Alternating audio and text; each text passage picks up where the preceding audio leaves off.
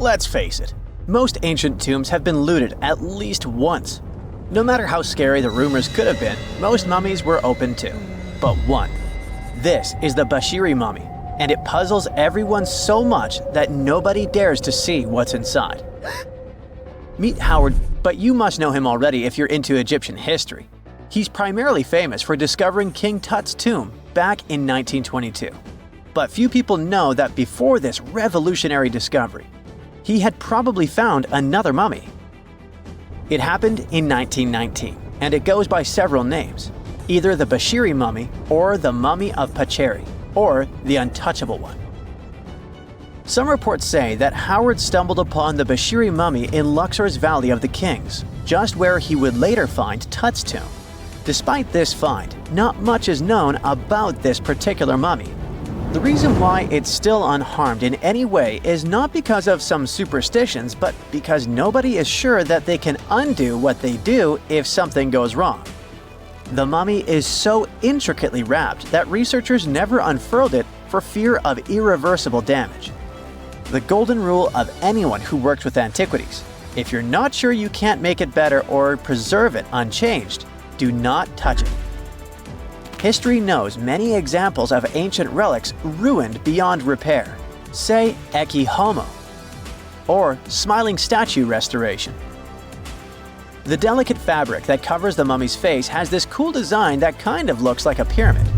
The researchers are not 100% sure, but this might be the only one of its kind with that embalming style. But without knowing the ancient technique, it's next to impossible not to ruin the mummy while unwrapping and wrapping it back. Back in the day, people, both experts and looters, would unwrap mummies for all sorts of reasons, mostly to study them. Luckily, these days, we have advanced tech that lets us check out what's inside a sarcophagus without having to unwrap anything. After taking a closer look at the Bashiri mummy, researchers figured out that it belonged to a man who was around 5.5 feet tall and lived during the Ptolemaic era, which makes this mummy roughly 2,300 years old. The Egypt Museum shared that the X-ray scan also uncovered an inscription of the guy's name, but it's a bit tricky to tell if it says Pacheri or Nenu, adding to the intrigue. The museum also pointed out that the fancy casing the mummy is in features all sorts of decorated scenes. You can see the mummy lying on a bed, flanked by deities Isis and Nephthys, along with the 4 sons of Horus. Plus, there are 2 images of the funerary god Anubis at the feet of the casing. By the way, Bashiri mummy is not the only one that has remained untouched. This is Issa Temkebde, and Gaston Maspero, a French archaeologist, made the decision to leave her mummy untouched, wanting to keep her resting peacefully since she was in such amazing shape. He did mention, though, that her tomb had been raided long ago. Thanks to some X-ray work, we learned more about the mummy. The scans revealed a few artifacts still wrapped up with the wife of a high priest, including amulets around her neck, right arm, and forehead. The X-rays also showed she had some dental issues and arthritis in her knees. While she passed away as an older woman, it's tough to pinpoint her exact age. However, various sources from her son's reign indicate that she was held in high regard in the kingdom. Isitemkebd served as the sister wife of Penejam II. You got me right, they were related by blood and were siblings, but back then it was pretty common to get married this way to preserve the purity of the bloodline. Say that to Habsburg, duh. Their chase for purity only led to inbreeding and the notorious Habsburg's jaw. Right, I guess we should not judge ancient Egyptian rules and morals, but what we can say for sure is that both Bashiri and Isitemkebd were incredibly lucky to stay untouched. The odds were not in King Tut's favor, though. The researchers' work hit him hard. The tomb itself was discovered in 1922, but it wasn't until 1925 that the nested coffins were opened during an excavation. The outer coffin, held together with silver pins, opened up to show another coffin shaped like a mummy, decorated with colorful glass and flower garlands. There were worries about the king's mummy because it had been exposed to moisture. The middle coffin was pretty heavy and didn't have any handles, so they had to be super careful taking it out. Inside the innermost coffin, which was solid gold and wrapped in a red cloth, they found the royal mummy, and this all went down on October 28, 1925. Tutankhamun's mummy, measuring about 6.07 feet, fit snugly into the innermost coffin, which was 6.17 feet long. You can already tell there was a problem, right? Imagine how hard it is to extract something as fragile as an ancient dried-up mummy, especially when there's not much room for maneuver. Plus, the mummy looked sus. It was pitch black. Howard Carter, the lead archaeologist of the expedition, estimated that around 2 buckets worth of oils had been poured over the mummy. But care had been taken to avoid the mask and feet. It was made to preserve him better. The body was positioned at a slight angle in the coffin, and there was a noticeable difference in the amount of dark oils on the right and left sides, indicating that the coffin might have tilted while being lowered into the sarcophagus. This oil created moisture inside the coffins, and over time, it reacted chemically, which Carter described as a sort of slow, spontaneous combustion, leading to the carbonization of the linen wrappings. Unfortunately, the combination of heat and moisture took a toll on the mummy's trappings as well. The crook and flail fell apart, the resin scarab cracked, and the threads holding the hands and mummy's bands started to decay, making everything quite fragile. Plus, the oils hardened over the years, effectively gluing the mummy and mask to the coffin's bottom. To try and separate the mummy from the inner and middle coffins, they were placed in the sun for several hours, reaching temperatures of 149 degrees Fahrenheit. Despite this effort, the mummy remained stuck, so the initial examination had to be done right where it was. The first part of Tutankhamun's mummy the researchers checked out was his lower legs and feet, meaning they started the examination from the bottom up. As they peeled back the bandages, they uncovered the first of many treasures wrapped up with the king. They took their time to carefully document and photograph everything they found. The inner layers of bandages were in pretty bad shape, mostly turning to dust, making it tough to figure out how everything was originally wrapped. Still, the overall methods matched what was seen in other nobles' mummies from that time. Lots of folded linen pads were used to shape the torso and thighs. The outer and inner bandages were made from fine linen, while the middle layers were coarser. They had some intricate bandaging around the shoulders and chest with a similar style around the groin. Each limb, along with fingers and toes, which were fitted with gold caps, was wrapped separately. Tutankhamun even wore gold foil sandals on his feet. They hoped to separate the mummy from the coffin by removing the outer bandages, but the resins had stuck the body to the coffin. So, the researchers ended up chiseling it out. To do this, they had to cut the torso in half at the hips and disarticulate the arms to continue unwrapping. Each part was treated with hot paraffin wax for stability, and later the hands and feet were reattached with resin. Finally, they used hot knives to detach the head from the mask. To check the teeth, it was decided to make an incision around the jaw and neck, which was later fixed with resin. So technically, the scientists did all they could to preserve the mummy, but still, in a way, it ended up being damaged beyond repair. What do you think? Should they have left it in the coffin? Or did they do the right thing? Let us know in the comments. For more than 3,000 years, the gold mask of Pharaoh Tutankhamun stayed hidden in the Valley of the Kings. This artifact, which stands about 21 inches tall, shows how skilled and artistic the ancient Egyptians were. But nobody expected that X-rays would reveal its biggest secret. King Tut was the last ruler of his family during the 18th dynasty. He took the throne at just 9 years old, but ruled for only 10 years before he passed away unexpectedly. If we're being honest, back in ancient Egypt, he was mostly forgotten by the rulers who came after him. His tomb wasn't a big deal for them, so much so that even the grave robbers forgot about him. It might sound a bit sad, but the truth is that it was actually great news for us. Since his tomb was practically forgotten, it ended up being perfectly preserved. While the other tombs in the Valley of the Kings were looted, his remained sealed and untouched. So, when it was discovered back in 1922, it had over 5,000 precious objects inside. That made Tutankhamun basically an instant celebrity and one of the best-known pharaohs nowadays.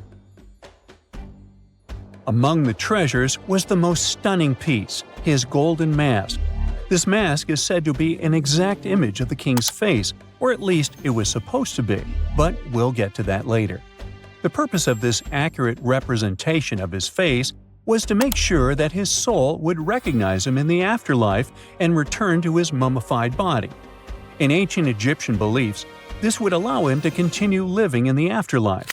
The details of the mask clearly looked incredibly difficult to create, but people didn't realize how complex it truly was until many years later. The first X-rays of the mask were taken in 1967. Back then, the main reason for these scans was practical – conservation. The mask was heading to Paris for an exhibition, and it was the first time it had ever left Paris. This would help them keep track of any changes during the exhibit. Plus, the images could give clues about how the mask was made, but back then, they probably didn't fully realize just how complex its construction was. I mean, Egyptian goldsmiths didn't use modern soldering techniques. So, how did they make this mask? New X-rays taken in 2007 gave us some answers. It turned out the Egyptians didn't use pure gold, which is 24 carats. The mask was actually made of 23-karat gold, meaning it was mixed with another material. So, specialists discovered that the gold sheets contained a small amount of copper, a reddish-brown metal. This was likely done to make the material more flexible and easier to shape. They would then shape the gold sheets by heating and hammering them over and over again. But there was one more secret inside the mask that wasn't discovered until 2015. The year before, the staff at Cairo's Egyptian Museum were working on the mask display when the long beard of the mask accidentally got knocked off. Another theory is that the beard had become loose over time and just fell off. Either way, the fact that King Tut's beard came off caused a lot of stress. After all, we're talking about one of Cairo's biggest tourist attractions, so the experts had to fix the problem quickly. The restoration process started with a detailed recording of the mask's condition. To do this, they had to take a full three-dimensional scan of the artifact, and, by accident, they found something very interesting in the mask. Inside the royal beard, there is a gold tube, an intriguing structure that the Egyptians likely used to attach the beard to the rest of the mask. And that proved, once again, that the process of making this mask was even more complex than experts thought. But the mysteries don't stop there. Remember how we mentioned that the mask was thought to perfectly represent King Tutankhamun's face? Well, that might not be entirely true. Some popular theories suggest the mask was never meant for him and was actually made for someone else. A study published in 2015 suggested the mask was originally made for a female pharaoh, his supposed stepmother, the famous and beautiful Egyptian queen Nefertiti. The biggest clue comes from an inscription on the mask. At first glance, it seemed to belong to Tutankhamun, but after a close examination, researchers noted that something else was actually written underneath King Tut's name.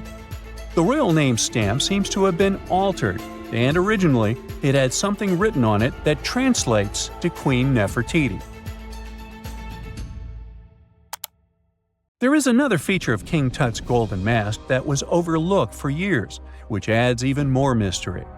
As we mentioned earlier, experts believe he wasn't respected much by the pharaohs who came after him, and one of the clues that made archaeologists think this is the pierced ears on the mask.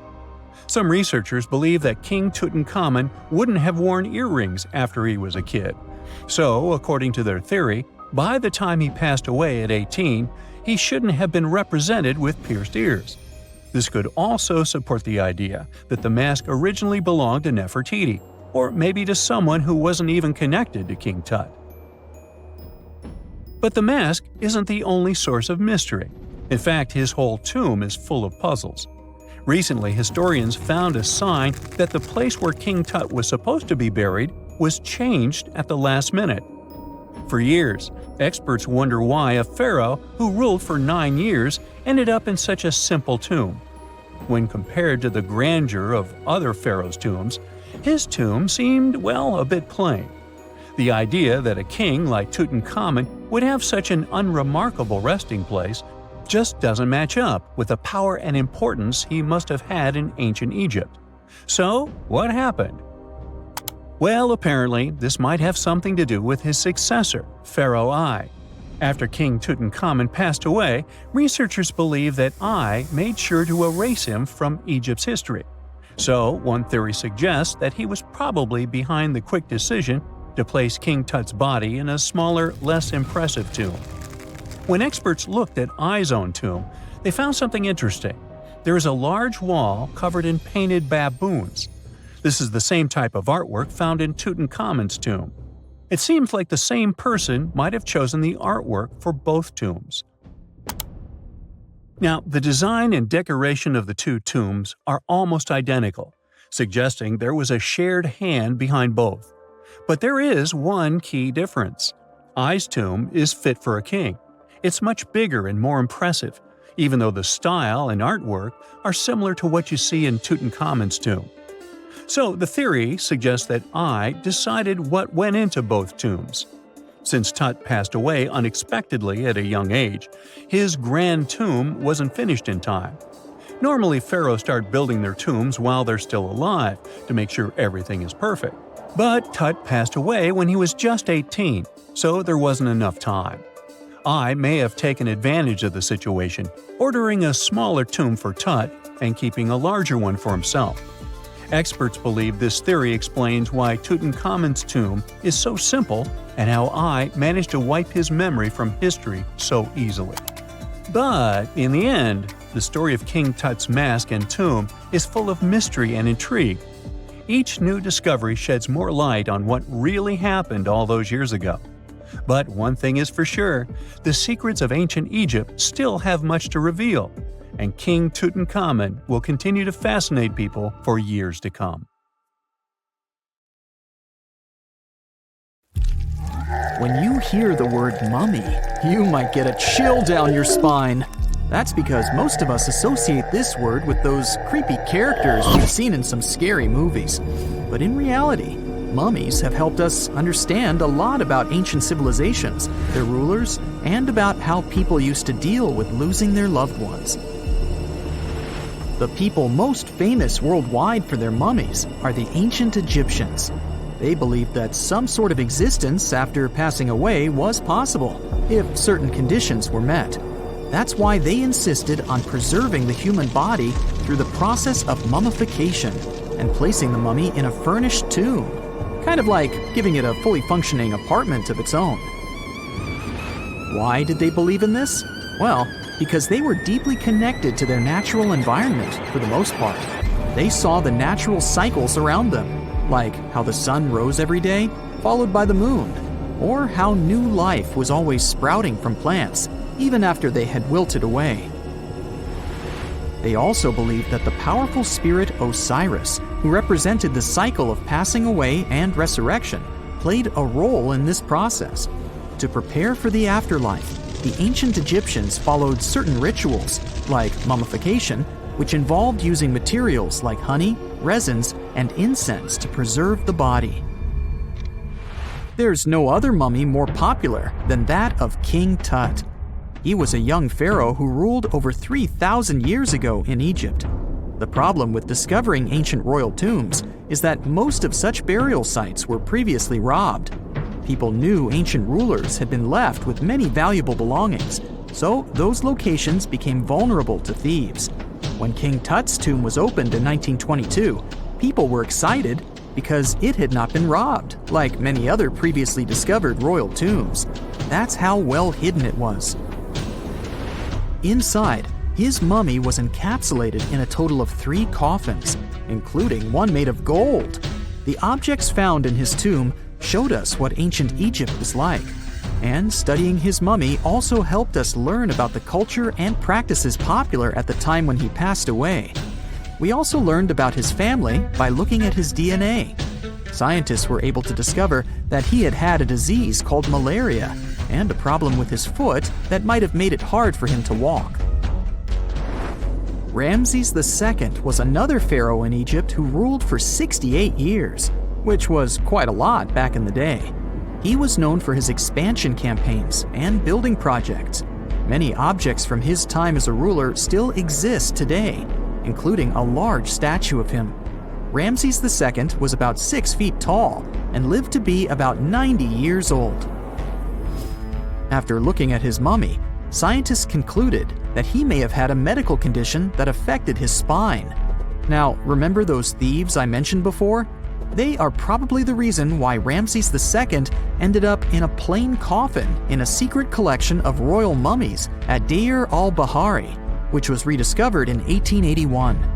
Thankfully, archaeologists were able to identify him because his journeys had been recorded on his wrappings. The process was really tedious too. In fact, in ancient Egypt, the mummification process could take a staggering 70 days to complete. A special person would say a very specific speech while delicately handling the body and drying it out using a type of salt called natron. They also used linen and resin to make the body look more lifelike and to wrap it in cloth. The tomb was equally as important for ancient Egyptians. The walls of King Tut's tomb, for example, were adorned with intricate artwork that depicted his journey to the afterlife, from his burial procession to his passage through the underworld. The ancient Egyptians believed that everyone made this journey after passing away, and they filled their tombs with items and paintings to help the person in their spiritual travels. Additionally, the walls of the tomb were decorated with spells from a special book, which contained a collection of poems that the Egyptians believed would help people reach the afterlife. And speaking of how important this journey was, people also placed food in these ancient tombs. In King Tut's tomb, archaeologists discovered 36 jars of vintage beverages and 8 baskets of fruit, which were believed to be left there to help him in his journey to the afterlife. The Egyptians believed that traveling to the afterlife took a really long time, so they left a lot of supplies, such as food and water, to sustain their loved ones. Pharaohs also generally had numerous luxurious garments and beautiful jewelry in their tombs to ensure that they would have a fashionable journey. These items included various types of linen clothing, such as tunics, scarves, gloves, and headdresses, as well as a lot of gold jewelry with precious stones, like bracelets, buckles, pendants, necklaces, rings, and even precious depictions of insects for protection. Some were also deposited with fans made from ivory and ostrich feathers to keep them cool in the afterlife. Some ancient rulers were even placed in their forever apartments along with boats. For example, Pharaoh Khufu built the Great Pyramid at Giza as his tomb, and a large ship was found inside. King Tut, however, was buried with multiple boat paddles, but no actual boat. Instead, he had 3 chariots and numerous walking sticks made of precious materials, perhaps indicating he'd rather travel to the beyond by land, not by water. Amongst the most interesting objects found near ancient mummies are bottles of oils and perfumes. If rulers were supposed to be fashionable, why not smell nice too, right? Also, some of them had some ancient kinds of board games, most of them made out of precious materials like gold or ivory. One of those games was called Senet. It was very popular amongst the ancient Egyptians and very similar to modern-day chess. The ancient Egyptians may have the most famous mummies out there, but they weren't the first to invent the procedure. In fact, it all started in South America with an ancient civilization named the Chinchorro. As far as we know today, these people were the first to mummify their loved ones that had passed away. They did it somewhere around 2,000 years before the Egyptians started their own rituals. Sure, we can tell a lot about ancient rulers by studying these mummies, but until recently, we had no idea what they really looked like during their lifetime. Not so long ago, though, some very special mummy paintings were found by archaeologists studying ancient Egyptian objects. These mummy portraits are highly detailed paintings of individuals that were made while they were still alive. Such paintings were often painted on wood, as opposed to the classical portraits we all know about, which are painted on canvas. They are known for their realism and beauty, and have even been used by researchers to diagnose diseases by comparing them to the corresponding mummies. Some of these portraits also include depictions of jewelry, which was later found on the mummies. The recent discovery of these mummy portraits in Central Egypt is significant, as it marks the first time in over a century that such paintings have been found. Mummies appeared all around the world naturally, too. Mummification can occur without people intervening because of natural conditions, like extremely cold or hot environments, places with a lack of oxygen, or accidental exposure to chemicals that preserve the body. These conditions don't allow bacteria to grow, resulting in the body remaining more or less intact. Famous Otzi was one of these mummies. We know today he was a man who lived around 5,000 years ago in Europe. But upon his discovery in the Alps in 1991, Austrian authorities initially believed that he was a modern mountaineer because of how well preserved the body was. However, after the Iceman was removed from the glacier, it was determined that he was actually from the Copper Age. So looky here, scientists discovered ancient artifacts near King Tut's tomb. Turns out, his VIP final resting place looks more like a public graveyard with about a dozen wooden coffins that's been there for around 3,600 years. Now, okay, I might have exaggerated a tad. The 11 tombs weren't exactly right next to King Tut, but they were close, near the same city of Luxor. New findings in Egyptian tombs can help us piece together what life was like in ancient Egypt. And guess what? Ancient Egyptians seem to have been remarkably like us, modern humans. Say, the women have always loved jewelry, and archaeologists retrieved a beautifully made necklace with 30 amethyst beads and 2 agate beads, plus a hippo head amulet. Bet it was all the rage back then. Researchers also discovered 2 copper mirrors. One had a handle shaped like a lotus, and the other was decorated with Hathor, the ancient Egyptian deity of the sky, women, fertility, and love. These recent excavations near Tutankhamun's burial site led to another jaw-dropping revelation. For the first time in thousands of years, fragments of Queen Hatshepsut's Valley Temple were uncovered. This fearless woman was thought to be the second female pharaoh, who ruled with both courage and wisdom, leaving a legacy as solid as the stones themselves. Her temple, hidden for ages, opens a window into a time filled with power, intrigue, and spiritual devotion. Archaeologists found over 1,000 beautifully decorated stone blocks on the outskirts of Hatshepsut's funerary temple. There were very few women who managed to take the throne in ancient Egypt. Another tomb was found nearby, and it belonged to the overseer of Queen Teti Sheri's palace, whose name was Jehuti-Mez. Queen Hatshepsut seems to have even more tombs, aces up her sleeve. These tombs were carved into the rock instead of being built as pyramids, showing a unique ancient perspective on how to protect the soul in the afterlife. Experts managed to retrieve some cool ancient pieces from the site. Toys made of clay, mummy masks, winged scarabs, and some amulets. Sadly, there surely used to be way more artifacts, but over the last centuries, there have been people other than archaeologists to stumble upon this site. It's likely that looters got to these tombs before them and may have taken some valuable items. But they did leave behind some cool stuff for the researchers, like pottery used for offerings of bread and meat, along with archers' bows that connect the tomb's owners to the Egyptian military. Meanwhile, soul protection is way more important than you might think, especially if you're roaming around Luxor looking for ancient secrets. You aren't scared of King Tut's curse, are you? Let me tell you what happened to those who weren't scared, but promise me to take it with a dash of salt, okay? For years, Egyptologists, especially those who believed in paranormal activity, were convinced that there was an unsettling curse surrounding Tutankhamun's archaeological discoveries. This belief stemmed from the mysterious and untimely demise of several excavators who discovered the tomb in 1922 with no logical explanation for why they passed away. It was just easier to chalk it up to something supernatural and avoid the whole mess. But it turns out it wasn't a curse at all. It was likely the radiation that caused those excavators to perish. Now, you might wonder where the radiation came from. After all, while radioactivity was discovered in the 19th century, ancient Egyptians, despite their impressive pyramids, didn't have any radium lying around to make Tut's tomb glow like crazy. So, what could be the real story? It might have been toxic waste behind it all.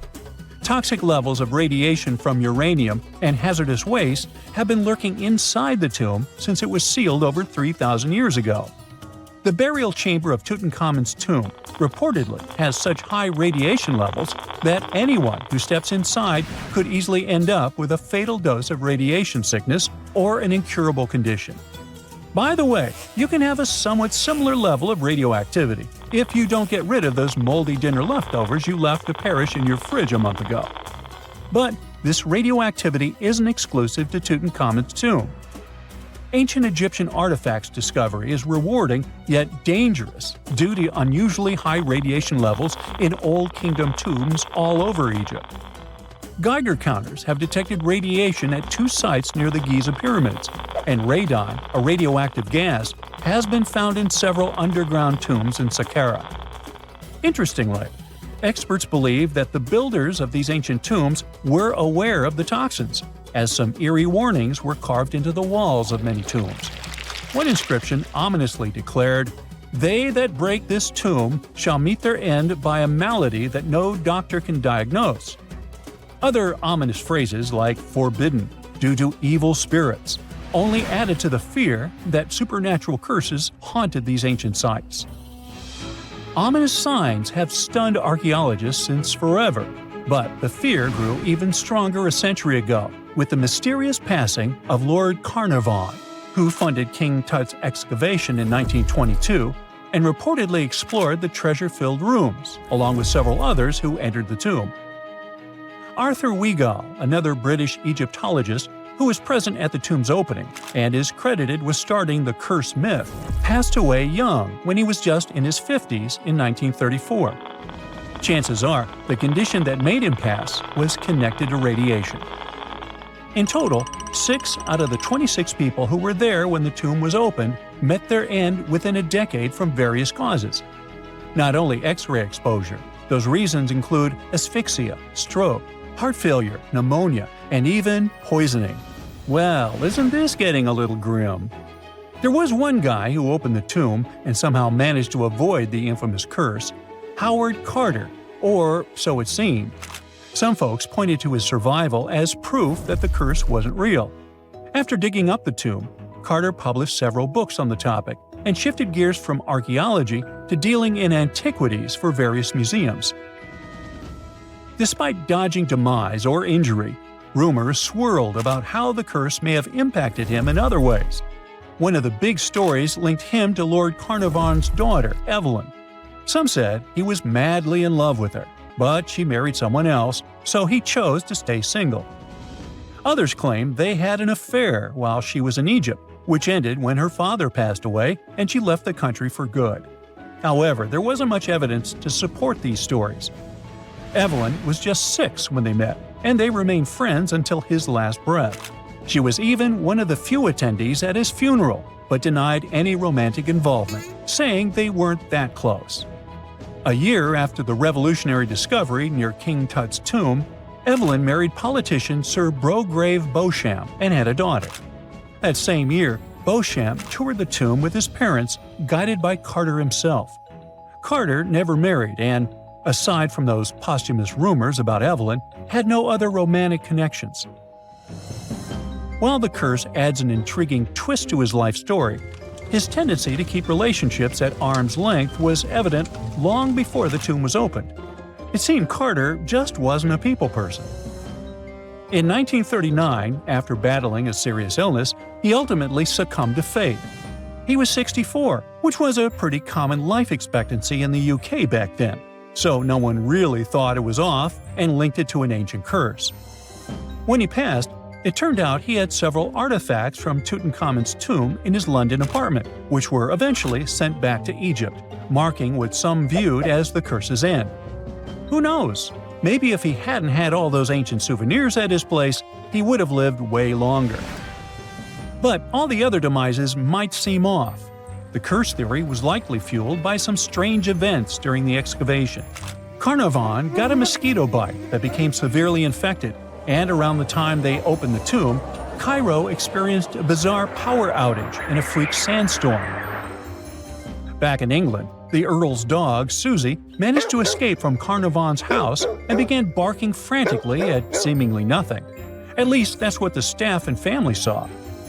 Strangely enough, at the very moment her owner's heart stopped, Susie started howling and fell down without showing any signs of life. Maybe radiation didn't play a crucial role after all, and those were indeed ancient artifacts from King Tut's tomb that made them all perish.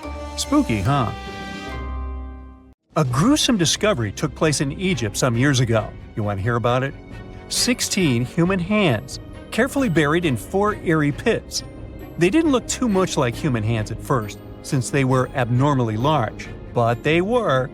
Weirdly, there were only right hands. No left hands were in sight. It turned out that it points to the practice of an ancient dark ritual. Old Egyptian art and tales talked of a ceremony where warriors would present the right hand of their adversaries as proof of victory and ask for gold in return. Egyptians believed in the afterlife, so cutting off someone's hand meant you cut off their power eternally. Guaranteeing this type of defeat was interesting to the winning party. Here, the fight was between Egyptians versus Hyksos, who lived in what was once known as Canaan. Egypt has always been the center of some history-changing findings, and some time ago, this papyrus was found. If we stretched it open, it would be just a tad bigger than the height of a skyscraper. The world's tiniest skyscraper, which is located in Wichita Falls, Texas. When humans didn't write on their notes app, they wrote on this thing, made from the medulla of a papyrus plant. Around 2,000 years ago, ancient Egyptians wrote something reminiscent of a book where they describe most of their funerary traditions and their visions of the afterlife. It's considered one of the most important texts from ancient Egypt and is still sold in bookstores to this day. This ancient manuscript was unearthed from a chamber located just south of the Pyramid of Djoser, located in Saqqara. Oh yes, Djoser is the oldest pyramid in Egypt and not the Giza pyramids like most people think. So recently, the site of Saqqara buzzed with excited archaeologists who probably found one of Egypt's oldest complete mummies. They believe that this beautiful and well-preserved mummy was that of a wealthy man. He was discovered in a deep shaft, covered in layers of gold leaves. There are many symbols that show he was an important and wealthy man, like the band he wore on his head, the bracelet on his chest, and the fact that he was embalmed with a tunic, which was reserved for Egypt's finest. The most exciting part of the entire discovery was finding the resting place sealed with mortar, just as the ancient Egyptians had left it 4,300 years ago. Now this may sound weird, but back in 2008, archaeologists discovered a missing pyramid. Now it went missing because it deteriorated over the span of 4,000 years. Today, you can only see its base. It was a pretty important site back in ancient times. It is said that around the area of the pyramid, the ancients hosted a special type of ceremony where high priests would carry mummified remains of sacred bulls. Now, here's a fun fact. Ancient Egyptians believed that Apis bulls were earthly incarnations of the city deity of Memphis and was connected to rites of fertility. It wasn't just any Apis bull, though. They needed to be all black, with a single white mark between its horns and a bunch of very specific characteristics. They were selected by the local priests and honored until they passed away. After that, they were mummified and buried in underground galleries. Meanwhile, this missing pyramid sort of disappeared around the 1800s. It was a German archaeologist who first found it in the village of Saqqara. He called it the Headless Pyramid when he first found it. But then, years after the official discovery, the desert sand came along and covered the whole thing. There were some excavations between the 19th and 20th centuries, but they weren't too systematic. That's why scientists were so thrilled when they dug an entire pyramid's base after removing the 25-foot mound of sand that was covering it. Oh, and it turns out American archaeologists are excavating a cemetery in Egypt that could contain over 1 million mummified bodies. So far, archaeologists have dug around 1,700 mummies. One of the main differences from other classic Egyptian mummies is that these people weren't kings and pharaohs. They were commoners that most likely lived about 1,500 years ago, when Egypt was controlled by the Roman and Byzantine empires. The name of the cemetery is cool though, the Way of the Water Buffalo, just in case you want to check it out on your next trip. Other than bulls and buffaloes, ancient Egyptians also liked baboons. Are you seeing a pattern here? In the beginning of the 20th century, archaeologists discovered a site filled with mummified baboons in a place called, guess what? The Valley of Monkeys. An animal wouldn't have been mummified if it wasn't considered important. Certain animals were more important than others, since they were linked to specific deities. Jackals were connected to Anubis, the ancient god of the afterlife, and cats were likened to the female deity Bastet. Baboons were a pretty big deal, since they were believed to be connected to Thoth, the deity of wisdom and advisor to Ra, one of Egypt's supreme deities. The archaeologists who studied these animals weren't too happy. They think these baboons were kept inside and were deprived of sunlight for most of their lives. They had extreme vitamin D deficiencies and they were poorly fed. Maybe Thoth got angry with these baboon keepers. Just a guess. Since there's never a boring day for archaeologists in Egypt, they also found human mummies with golden tongues. Since Egyptians were all about the afterlife, they believed that golden tongues might help a person speak once they pass to the other side.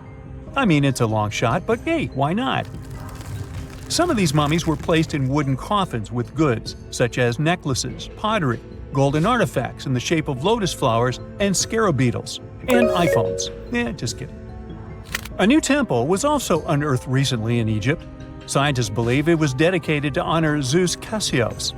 That deity would be a cross between Zeus, the almighty Greek deity of the sky, and Mount Cassios. While digging around the Sinai Peninsula in Egypt, archaeologists spotted 2 pink granite columns poking out of the ground, and bingo. They believe these columns represented the temple's front gate and collapsed during an earthquake many years ago. And speaking of deities, there weren't only super serious deities. Recently, scientists unearthed a golden ring in a city south of Cairo.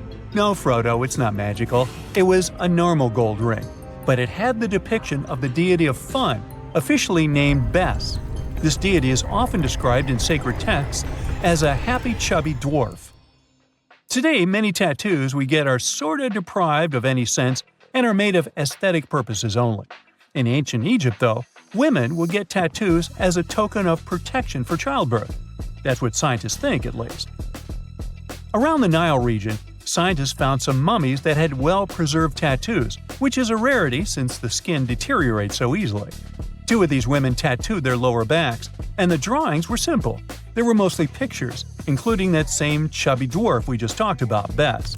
He also had a side hustle as the protector of women during childbirth. Now, would you believe me if I told you ancient Egyptians invented robots? No? Well, that's because that's not entirely true. Sure, they were astronomers, mathematicians, and engineers, and somehow they also squeezed an eccentric invention into that package – an automated deity some scientists called Hathor. This wooden statue had been in the Metropolitan Museum of Art for years before someone noticed its secret. With the help of an X-ray machine, specialists discovered a mechanical operating system inside it.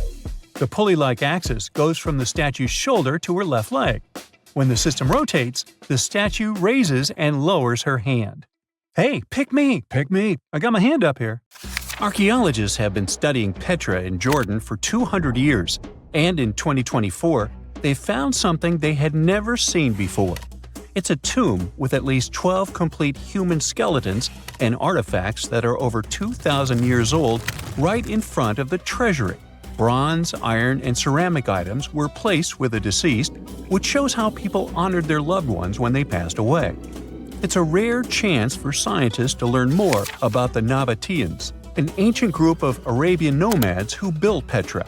The objects found in the tomb under Petra's treasury are in amazing condition, but the skeletons became fragile because it's damp inside the tomb. They plan to study the remains and extract DNA to see if the people in the tomb were related. While some scientists are solving tomb mysteries, others have trained AI to find new ancient sites for them. They've created an algorithm that works with a special type of satellite imagery.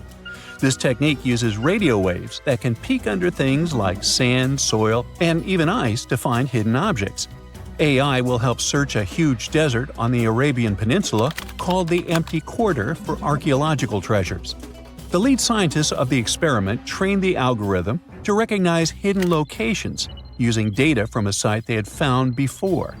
The new tech can discover buried structures within 20 inches, which is very precise.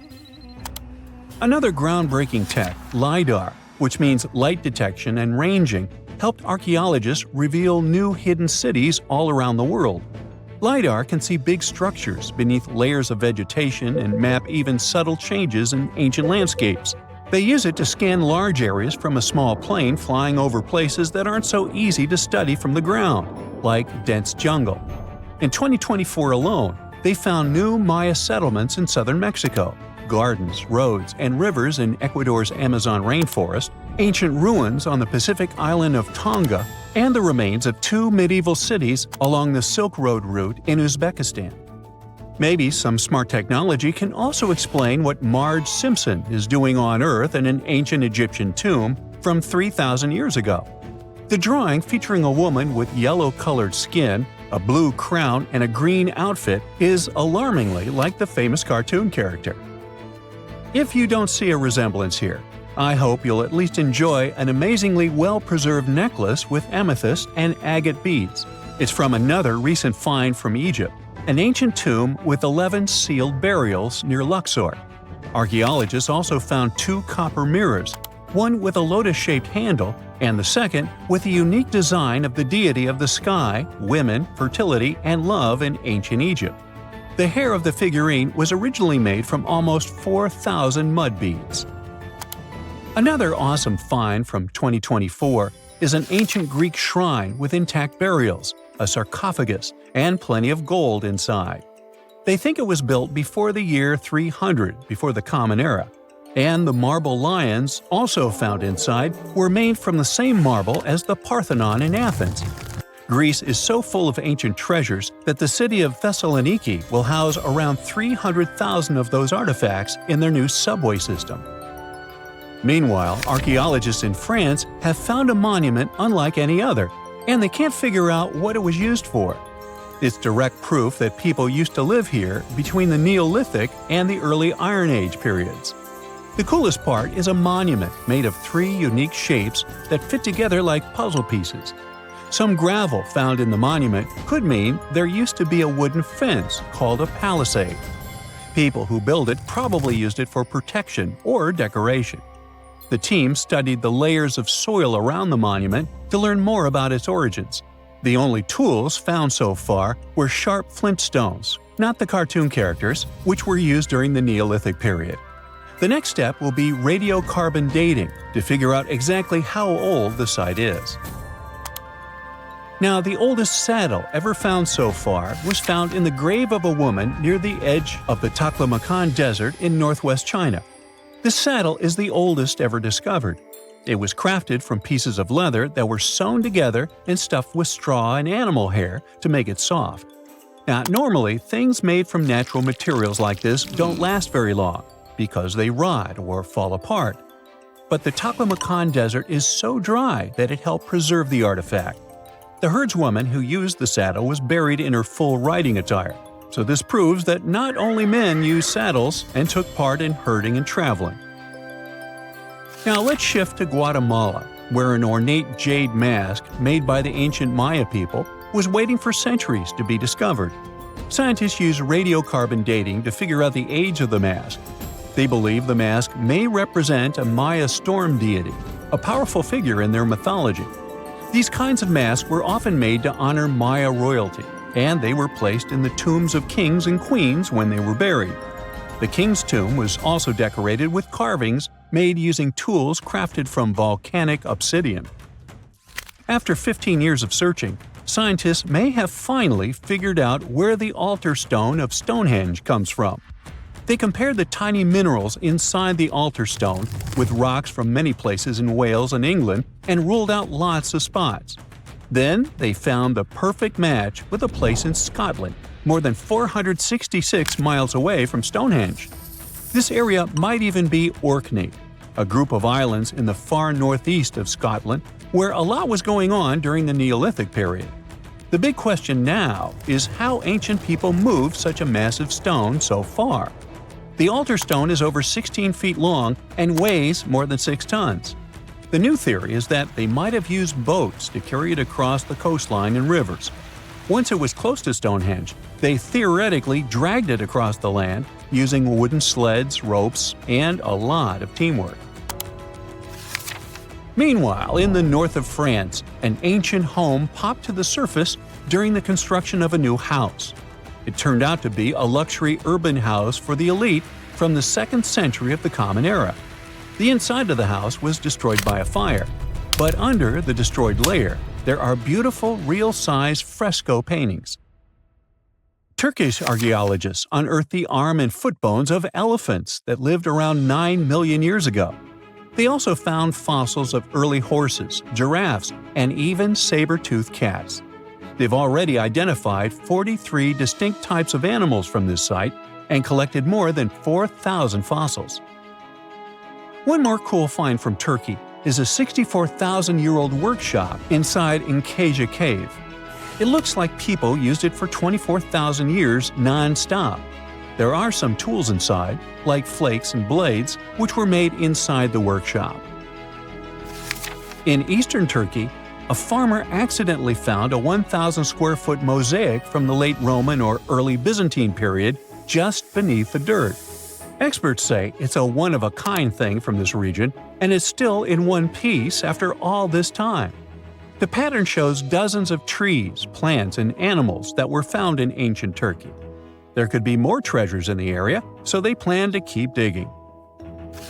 Our final stop will be in Sicily, where archaeologists uncovered a huge ancient thermal complex. Inside, they found 2 rooms with floors covered in colorful mosaic designs, along with a large courtyard surrounded by arched wings. As they kept digging, they discovered more parts of the ancient city.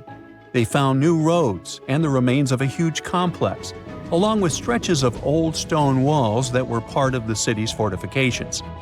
These discoveries are helping scientists imagine what the city might have looked like during ancient times. No one knows for sure whether the bathhouse was built by the Greeks or the Romans, since both civilizations lived in Sicily long ago. When you think of an epic desert scene with blazing sun, endless dunes, and those magical little oases, you probably picture the legendary Sahara, right? But what if I tell you that 11,000 years ago, this vast expanse of hot sand looked totally different than it does today? Yeah, I don't know, I wasn't around then. But I'm told that back then, what we now call a desert was a lush paradise, brimming with lakes, rivers, grassy plains, and even woodsy forests. So, where did all this water go? There are many stories about the distant past of our planet when deserts were covered with jungles and forests, and then something happened, like changing climates or colossal earthquakes, and it all turned green lands into dunes. But how about a theory that Sahara became a desert because of humans and goats? The Sahara has seen its fair share of wet and dry drama throughout the ages, mostly thanks to little shifts in Earth's orbital tilt, causing variations in how much solar radiation hits the atmosphere. There were even times called the African humid periods, when the rain would pour in and transform the dry landscape into a bright green haven. But between 8,000 and 4,500 years ago, something really funky happened to this region. Certain areas went from humid to dry way too fast to explain it by just orbital changes. In the blink of an eye, the lush Sahara turned into the Sahara we know today. Now, if you ask scientists why it happened, they will tell you, oh, it's just poor parameterization of the data. Bet you didn't get it, did you? What? Well, right, let me translate it from scientific to common human. It means they really don't know the answer themselves, and they got a bunch of missing puzzle pieces. But as scientists sifted through ancient dirt and pollen samples, they spotted a quirky trend. Wherever there were pastoralists, also known as humans with their domesticated animals, the plant life seemed to shift. It was as if every time humans and their furry friends meandered through the greenery, they turned it into scrub and desert right behind them. Oops. Yep, chances are that by overgrazing, humans were sapping moisture out of the atmosphere, since plants give off moisture, which helps make clouds and making things even sunnier, leading to a quicker end of the humid vibes. Plus, our ancestors may have been getting a little too cozy with fire for land management, further speeding up the desert takeover. Anyway, scientists are sure that this lush Sahara would have turned back into desert eventually, even if humans hadn't shown up, thanks to Earth's natural rhythms. So there's no need to pin this abrupt change solely on humans. It could simply be about nature getting feedback from vegetation and dust cycles. It's difficult to determine what caused these changes, as it's all interconnected. During the last humid period, the Sahara was filled with hunter-gatherers. As things got a little drier, they started herding animals for food. The weather pushed people to herd cattle. It's also possible that grazing sped up the landscape degradation. So, which came first, the chicken or the egg? Or in this case, the human or the cow? It's tough to tell with the evidence we have now. Now today, it's safe to say that water is no longer that big of a problem in the Sahara, even though it's a huge desert and the times of lush forests there are long gone. But technology's got us covered. For example, the Nubian Sandstone Aquifer System, the biggest underground water stash on the planet. It's nestled beneath the Sahara Desert's eastern edge and stretches across 4 northeastern African countries – Sudan, Chad, Libya, and Egypt, covering a whopping 770,000 square miles and holding around 36,000 square miles of groundwater. Just look at the pipes transported when it was being built. It's the world's largest irrigation project. No wonder it's feasible to thrive in the Sahara today. But imagine thriving in the Sahara Desert with just one water source. Sounds like a tough gig, right? But the ancient Garamantes did just that, surviving and even thriving for nearly 1,000 years without monsoons or rivers flowing to their desert paradise. These clever folks were the trendsetters of urban life in the sands, and even the Romans couldn't help but notice their genius. While many thought they were just desert-dwelling savages, the Garamantes were busy building an empire in one of the toughest climates on Earth. But how did they do that? Well, they got crafty and dug a whole bunch of underground tunnels to tap into a massive sandstone aquifer. They were literally squeezing every drop of life from under the dunes. But recently, research showed that the Garamantes weren't just hardworking, they were pretty lucky too. The Garamantes had an underground aquifer that brought water up to a hill where they built over 500 fogaras, which are irrigation systems, some stretching as long as 2.5 miles. It was like sipping water through a straw, which let them irrigate their crops for nearly a century, especially since even a little rain would help recharge the system. But eventually, due to rain insufficiency, the aquifer ran low, and reaching it again would have meant digging more tunnels and relying on more people. That's a tough problem, considering these people were in the middle of food and water shortages. Guess I don't need to tell you what happened to the Garamantes, do I?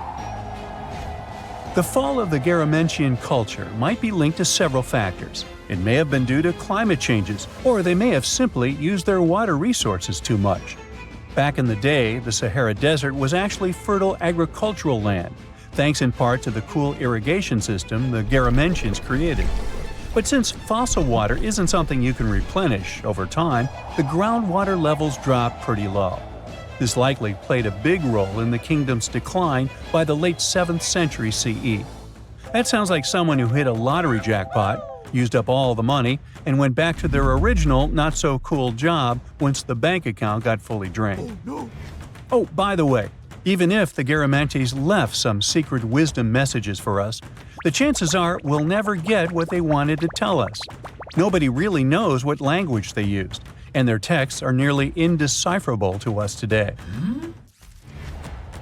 But let's go back to the Green Sahara.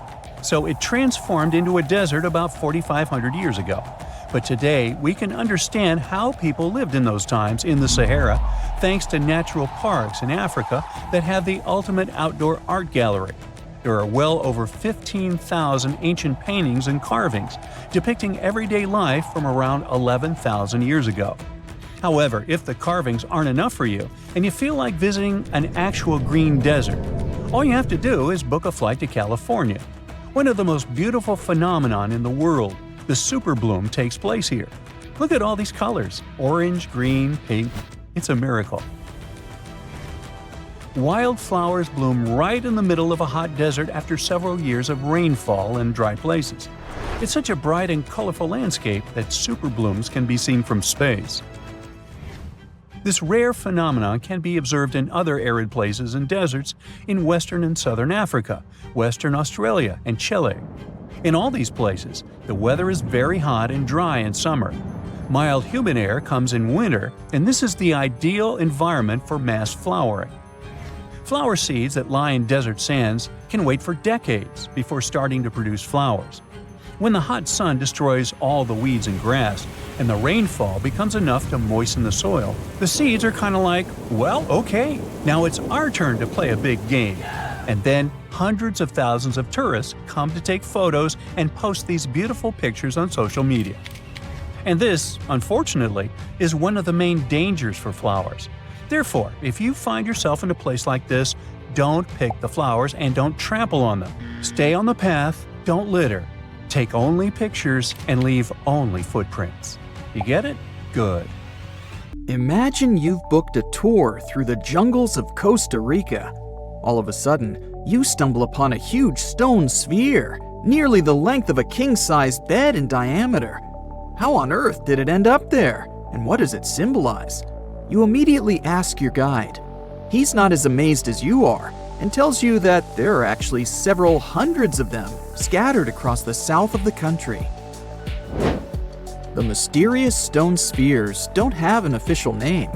The locals simply call them las bolas, which means balls in Spanish, while historians refer to them as dequispheres, after the culture that produced them. Scientists have studied the sediment layers of the earth around them and estimate that the earliest were made around the year 600 CE, and the newest ones date to the year 1000 CE. Many of the spheres were relocated after their initial discovery, and that's why archaeologists can't date them precisely. The dequis culture completely disappeared shortly after they were discovered by the Spanish in the 16th century. Unlike the Mayas and the Aztecs, the myths or legends of these peoples didn't survive, so they cannot explain the existence of the mysterious orbs. More than 300 of these objects have been discovered so far, with some being smaller than 1 inch in diameter, and the largest measures 6.6 feet in diameter, standing taller than most humans. Although there are ones made from limestone, most spheres were carved out of a coarse version of basalt, a type of rock that forms when lava cools rapidly. Some orbs weigh up to 15 tons, and in most cases, their surface is smooth to the touch, although there are coarse, mostly unfinished pieces. If we throw away the theory that river erosion naturally sculpted the spheres, the ancient people seem to have created them by hammering boulders with other rocks. Once they got the rough shape they were aiming for, they would polish the rock to perfection, using techniques such as controlled fracture and grinding. The mysterious spheres are located in the Dequis Delta, on the coast of the Pacific Ocean. Most of them can be found in a place called Farm 6, which, alongside 3 other sites, was proclaimed a UNESCO World Heritage Site in 2014. The area contains other finds from the pre-Columbian era, such as paved areas, burial sites, and mounds. For centuries, the stone balls were hidden under a thick layer of sediment that protected them against the elements and looters until they were unearthed during the 1930s. The company that owned the land was clearing the rainforest for banana plantations when they stumbled upon these unusual stone constructions.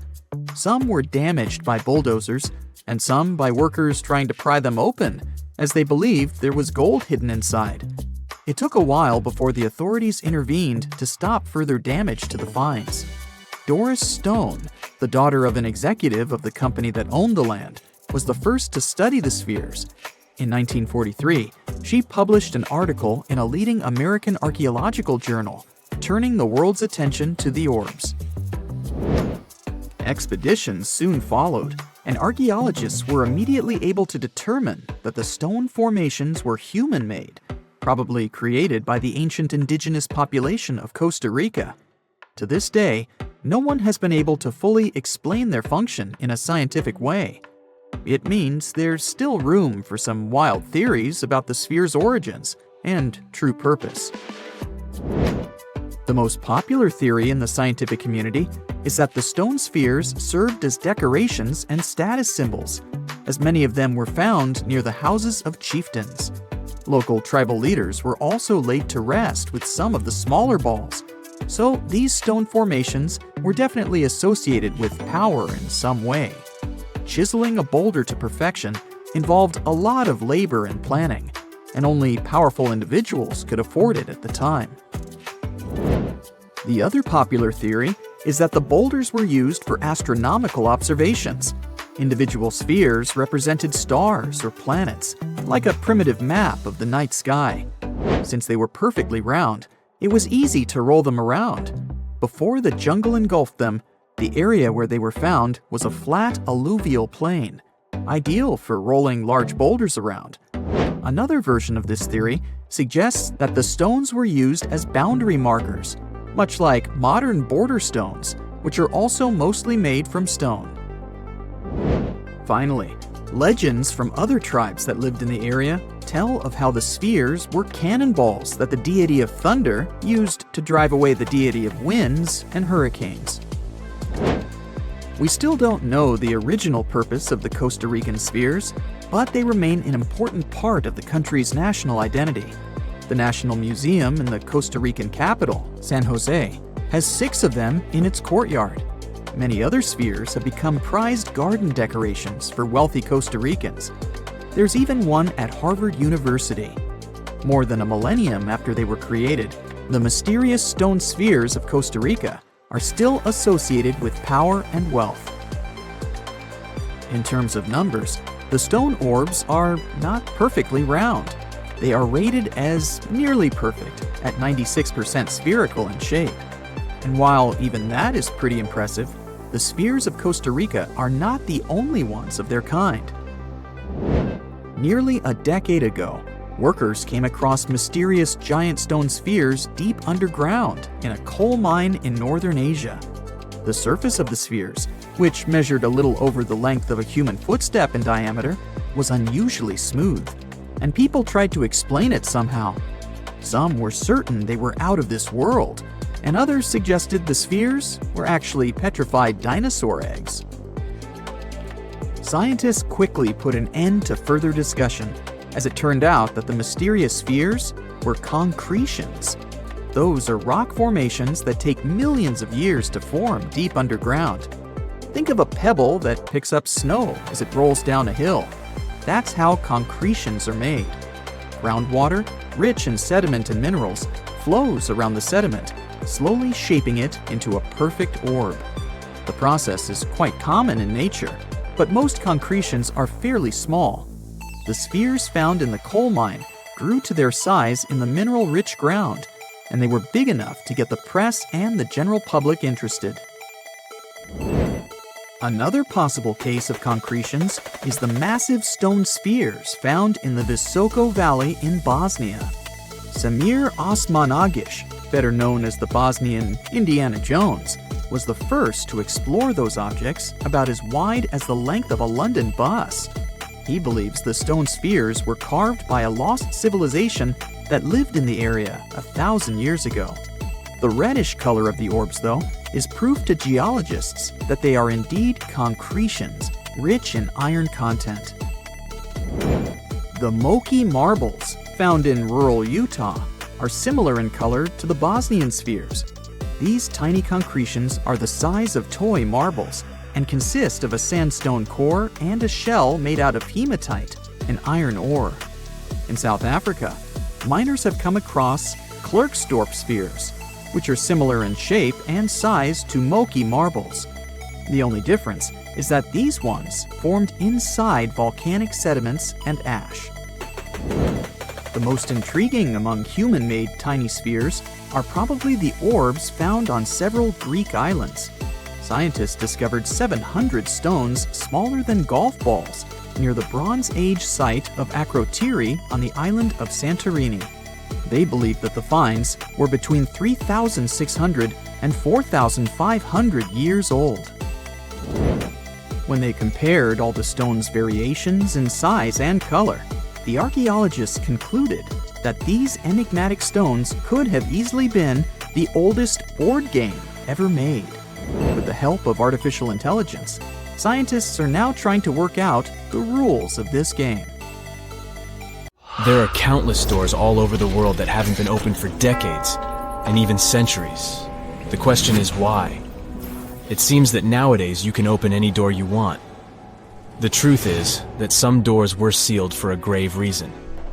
And so far, nobody has found out what treasures and mysteries they hide. Here are 4 doors that keep their secrets all too well. The Taj Mahal. First up, we've got the Taj Mahal in India, one of the most romantic places in the world. Shah Jahan commissioned it in 1631 and dedicated it to his 3rd wife, who he loved like crazy. They were married for 19 years and had a whopping 14 kids together. But unfortunately, she passed away while giving birth to their last baby. Shah Jahan was heartbroken and decided to build an epic tomb to remember her by. The construction took a whopping 20 years to finish. The building has quite an interesting layout. The design is super unusual with these 4 massive 130-foot tall minarets that stand on the corners of a huge platform. They're not just there for looks. Back in the 17th century, architects were having some serious issues with buildings collapsing under their own weight. So, the chief architect of the Taj Mahal made sure to place those minarets as far away from the tomb as possible. And he even tilted them in a way so that if they did fall, they wouldn't wreck the rest of the Taj Mahal. Talk about planning ahead. The Taj Mahal is hiding some crazy secrets. There are sealed rooms all over the place that nobody is allowed to enter. And if you check out photos of the building from the riverside, you can spot 2 basements. But guess what? They're sealed up too. Nobody knows what's inside or why they've been locked up since the time of Shah Jahan.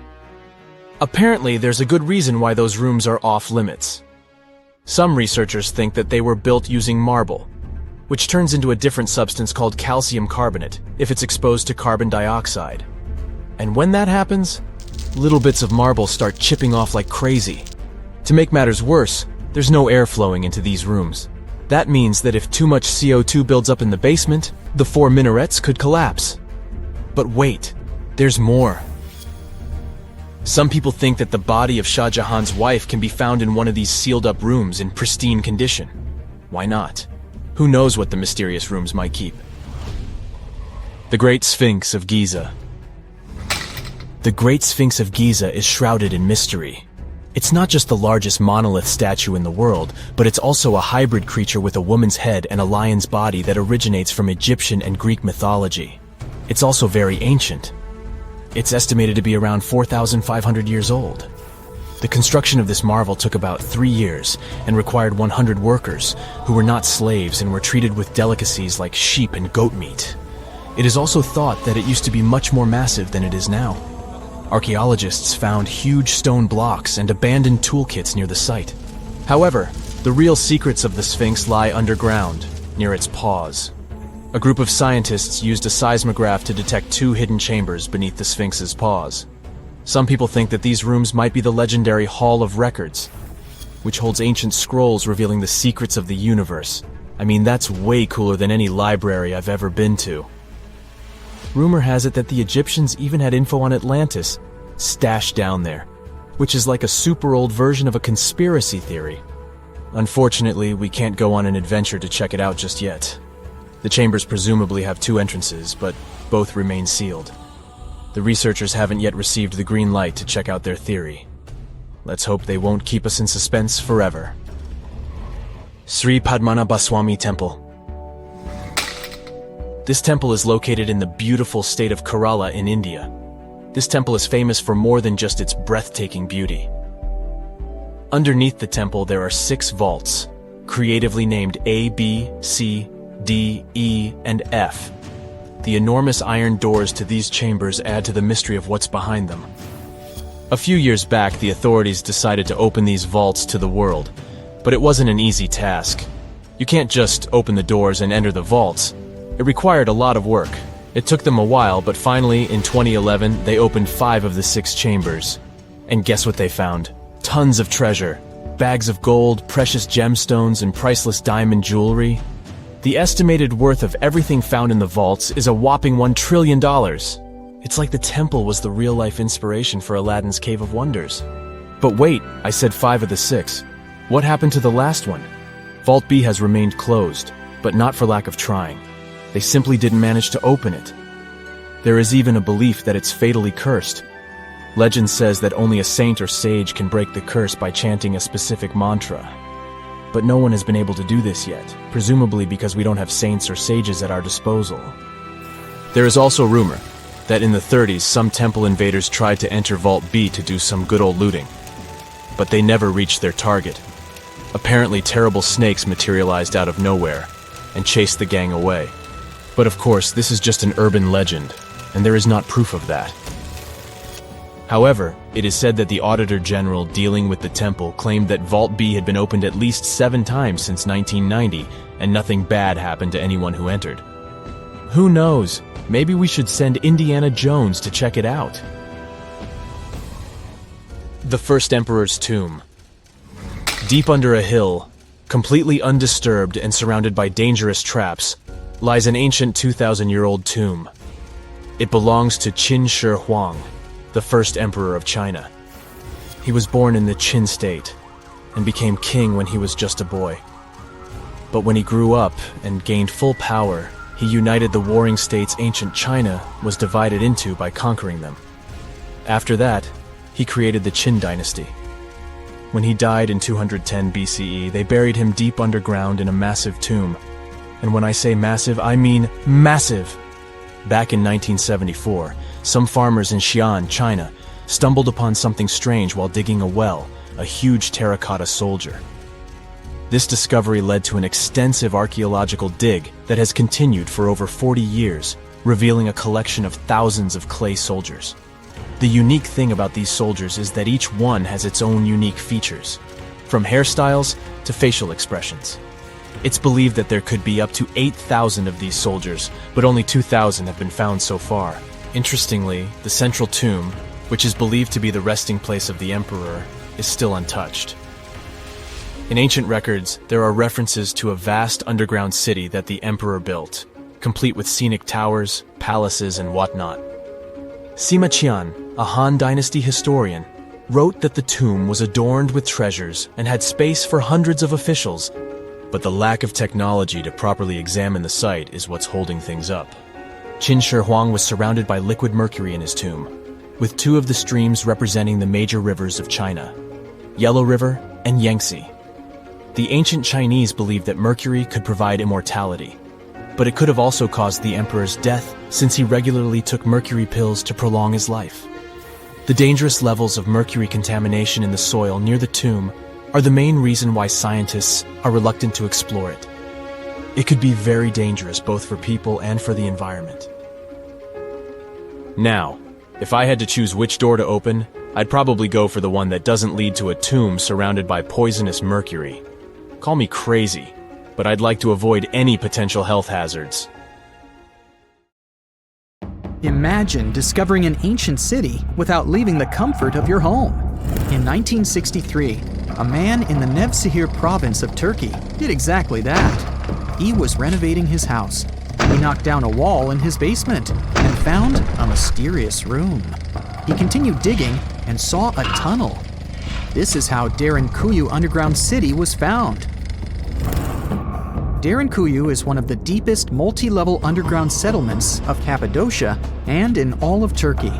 This engineering masterpiece has 8 levels. The inhabitants living on those floors had access to cellars, storage areas, chapels, a school, a study room, and other structures. All floors are connected by an extensive network of tunnels. It's believed that the underground city was built as a shelter. You can't see the construction from the outside.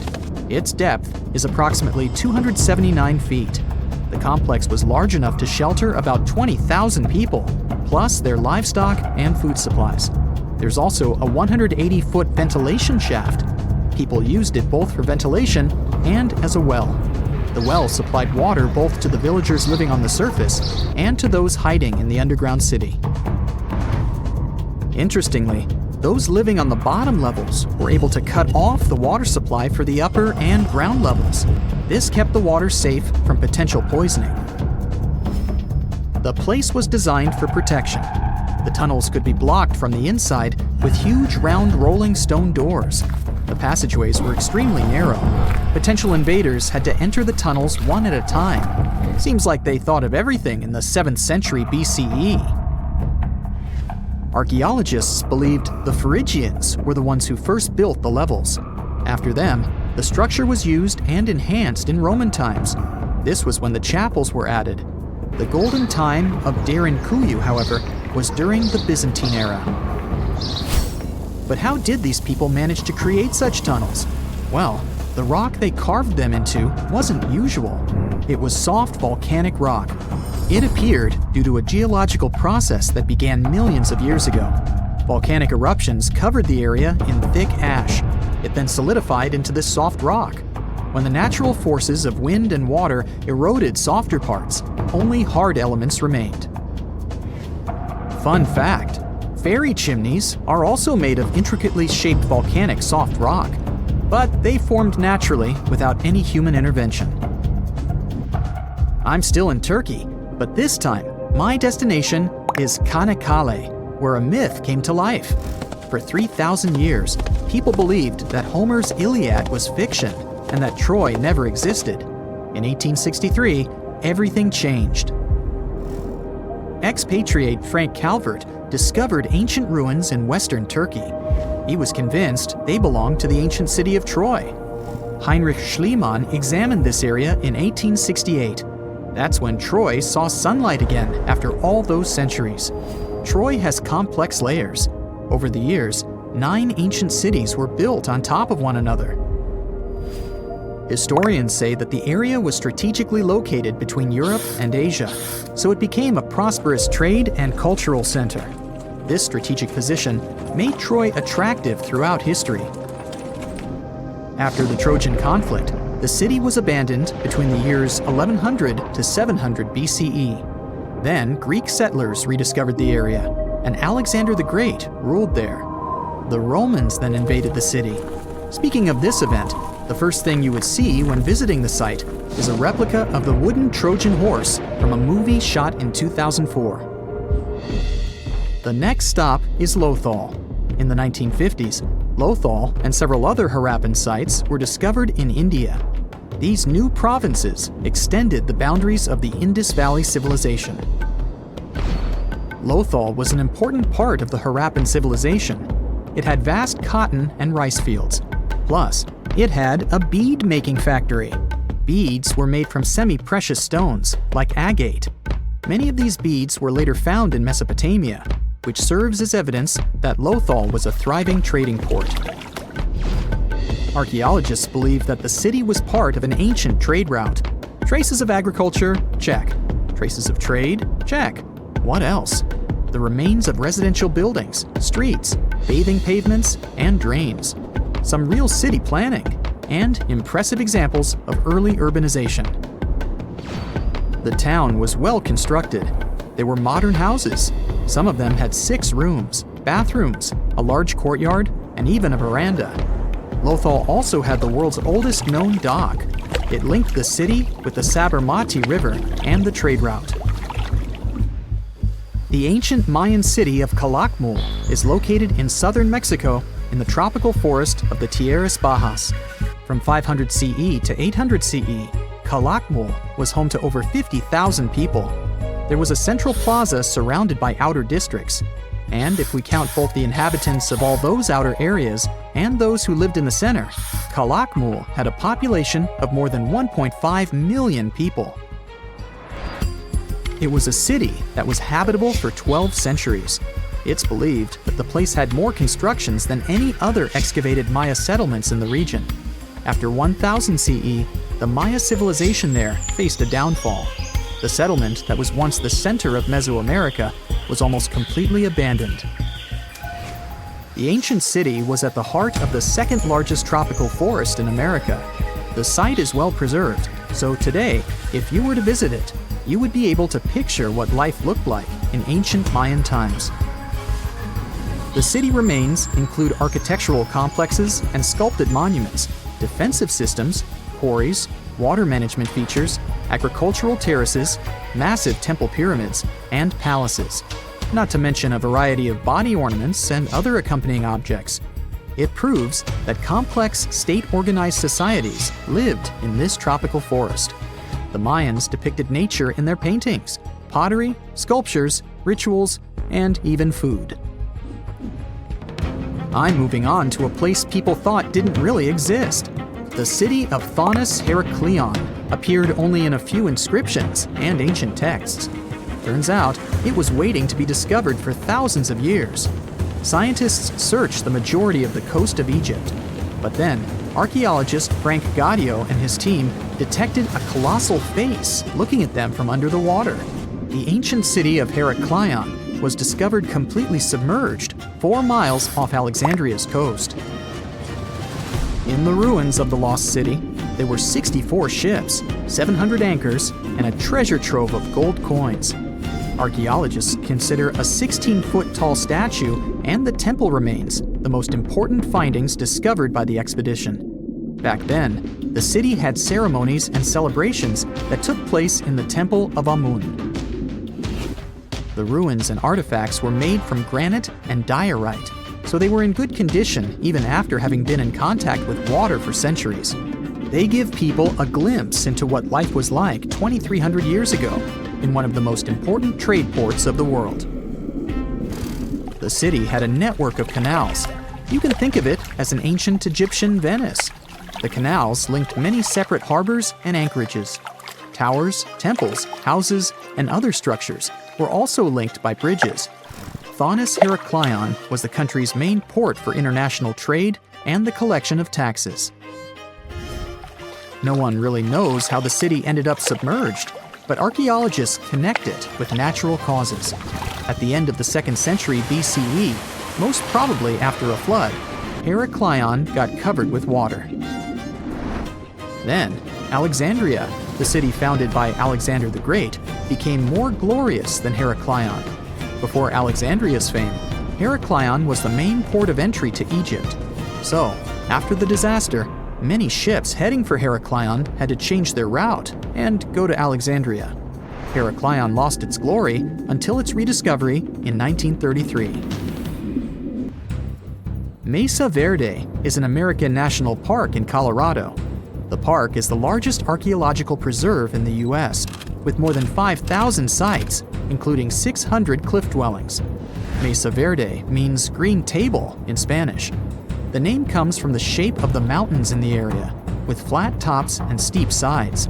The park is an ancestral Puebloan archaeological site. Starting from 7500 BCE, a group of nomadic Paleo-Indians seasonally lived in Mesa Verde. They were hunters, gatherers, and crop farmers. They built the first pueblos in the region. By the end of the 12th century, the Mesa Verdeans began constructing massive cliff dwellings, which are now the best-known structures in the park. We've all been afraid of the dark at some point in our lives, haven't we? I mean, do you remember getting tucked into bed by your mom or dad after they read you some scary fairy tale with monsters and dragons or even dinosaurs? But just as your parents were about to turn the lights off and silently step out of your room, you remembered. What if there was something hiding under your bed? Or worse, what if some spooky creature was stuck somewhere in the closet? You could probably get up and check, but it was too dark out there. Wouldn't it be great to have some source of light that would come from within your body? You could always use it whenever you get surrounded by darkness. Unfortunately, as humans, we aren't able to do that. But there are a bunch of creatures out there that can, in fact, light themselves up. That's thanks to a little something scientists call bioluminescence. Animals and fish living in the ocean tend to have this talent more often than others. And you can find these creatures anywhere, close to the surface or deep down at the bottom. 2.5 miles deep if you have a knack for numbers. These creatures use their light for a lot of things, like communicating with other members of their species, luring in prey, and even scaring away enemies. Bioluminescence is basically an organism's ability to emit its own light. Chemistry has a lot to do with it. Such animals use two chemicals, one called luciferin and the other called luciferase. Add a bit of oxygen and bam! Light! Should you ever wonder if you actually observe bioluminescence or if someone just dropped a glow stick in the ocean, be on the lookout for neon blue, green, or even red sparkles in the sea. They're usually spread over a large area. This can even make the water look like glitter or a starry sky. You can thank squid, tiny crustaceans, and algae for this romantic atmosphere. Now, I've got another unusual phenomenon for you. How about a golden waterfall? I'm not kidding, it actually exists, and it's a natural phenomenon. To see it, you have to drive to Yosemite National Park to the Horsetail Fall. Make sure to plan your trip in winter or early spring. That's the only time during the year when you can see this awesome phenomenon. It doesn't need any scientific explanation. It's nothing more than sunlight at dusk hitting the waterfall in such a unique way that it makes it look like a river of lava. Or gold, your choice. That's the reason why during this time of year, the Horsetail Fall is also named the Fire Fall. Unfortunately, this phenomenon is becoming less and less visible within the years, mostly because of drought and other issues connecting with the melting of snow. So, should you ever decide to visit, keep an eye on the waterfall since the effect is very brief. Ever heard of a dirty thunderstorm? It's also called volcanic lightning. Apparently, specialists looking into the phenomenon have yet to fully grasp what it is. When a regular thunderstorm happens, particles with positive and negative charges collide, hence the giant spark we call lightning. It also makes a lot of noise, which you can recognize as thunder. But when a volcano is erupting, some of the volcanic ash particles get electrically charged, and while getting projected into the air with a huge force, they collide and cause electrical discharges. This whole process makes it look like there's lightning coming from the volcano itself. Imagine all that ash, gas, and smoke coming from the crater, and then add some electricity to the mix. It'll make the whole picture look really bizarre. No wonder this phenomenon is called the dirty thunderstorm. Now, how about clouds that look like waves? Those are called asperitas clouds, and they're actually quite close to the ground, unlike your regular day-to-day clouds. The name comes from the word aspero, which in Latin translates to rough or uneven.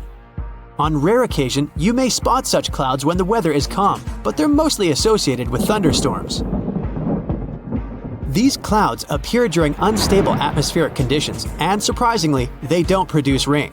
Even though they do resemble dark storm-like clouds, they also create random patterns, tricking your eyes into thinking you're looking at the surface of the sea from under the water.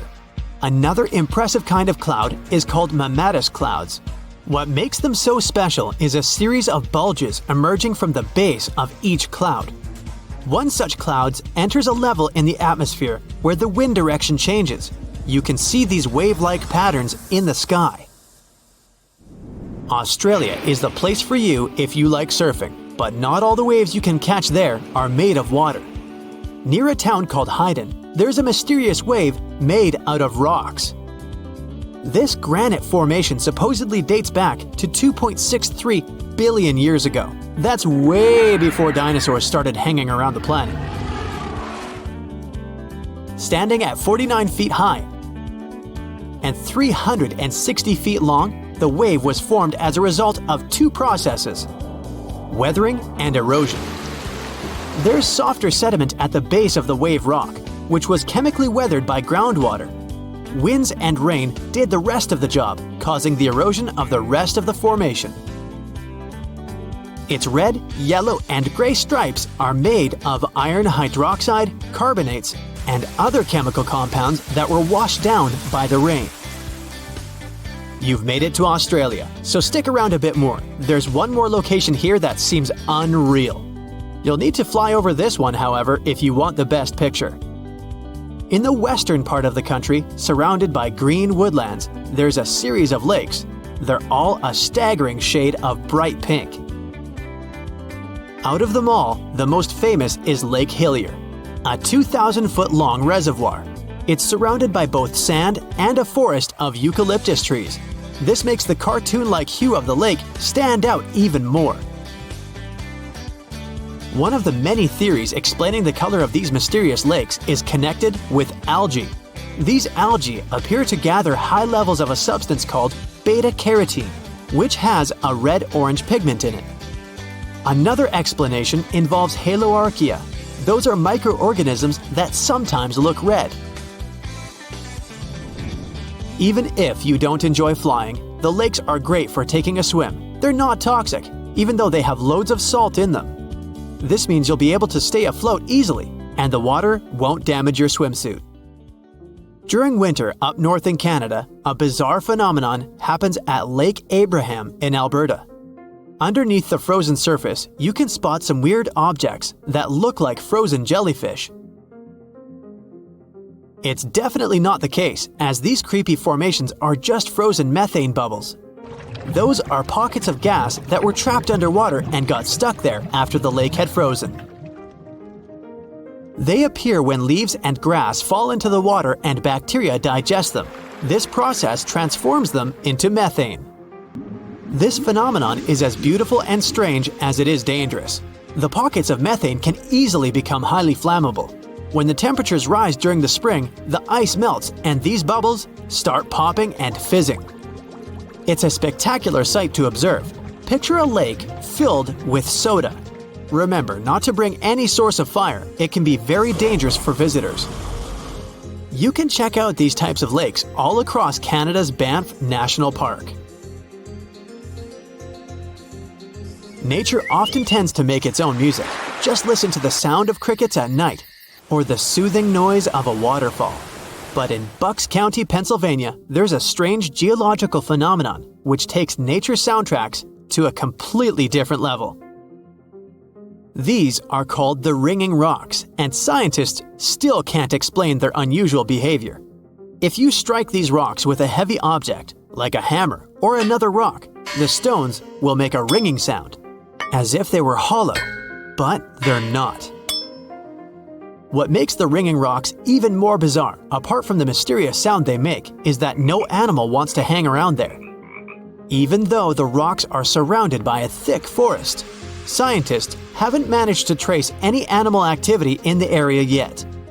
Even more striking is the fact that despite all the trees around the rocks, you won't find any leaves lying on the boulders. What makes these rocks so unappealing for both animals and vegetation is still up for debate. They say this place is swarming with money. It's been stored there for centuries, but no one managed to take it away from this island. Treasure hunters have been bewitched with this place since 1795. Many people have tried their luck looking for the treasure that could be hidden there by the Spanish pirates or even by the Knights Templar. But today, it's impossible to get there, as it's a private place. So all you can do is book an ocean tour around this island. Otherwise, you can take a peek at it in a TV reality show starring the Legina brothers, Rick and Marty, who are a team of enthusiasts looking for the treasures of Oak Island in Nova Scotia, Canada. Yeah, seems like there's no place where TV producers can't get to. One of the most famous discoveries out there was the so-called Money Pit. Despite the promising name, it wasn't full of money. Now we have to jump to 200 years ago. The Money Pit was first found by a 16-year-old kid in 1795. One day, Daniel McGinnis went fishing at Oak Island. He saw a tree there. Unsurprisingly, it was an oak, and it had weird markings. They didn't seem to be natural, so Daniel decided to check the area. He then saw a sunken patch of ground and started digging immediately. His two friends helped him out, but instead of treasures, the guys only found logs placed underground at regular intervals. It looked like a place where someone could hide money or jewels, but nothing precious was found. However, there was something curious down that pit. Someone found a granite stone there, and it had an engraved inscription on it. There were many attempts to decode it, but most of them ended up in failure. There's one translation though, and it says, 40 feet below, 2 million pounds are buried. Yeah, McGinnis and his friends should have dug harder. The next fun thing about the money pit is the coconut fiber found down there. They say that large amounts of this fiber were found at a depth of 60 feet. It may not surprise you, but I have to remind you of one thing. Oak Island is in Nova Scotia, Canada. Coconut trees do not grow there. The nearest one is about 1,500 miles from Nova Scotia, which makes it obvious that someone brought this fiber purposefully.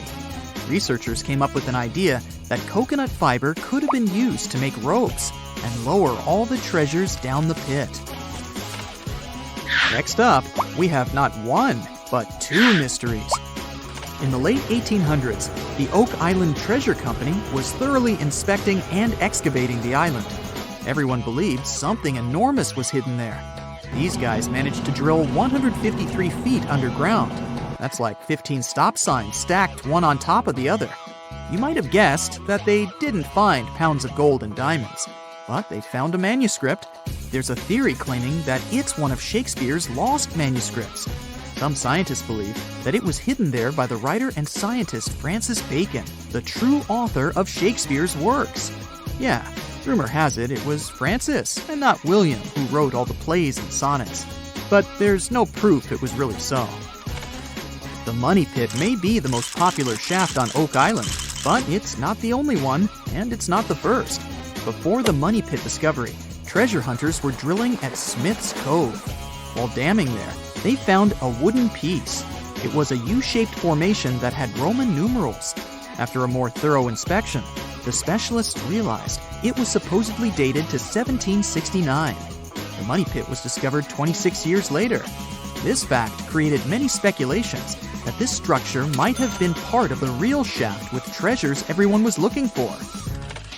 Now, look at this Templar coin. It wasn't the first discovery on the island, but it was crucial in some way. Even if it may not sound like a big deal today, in medieval times, those coins would amass an insane amount of wealth. They were typically stored in European fortresses.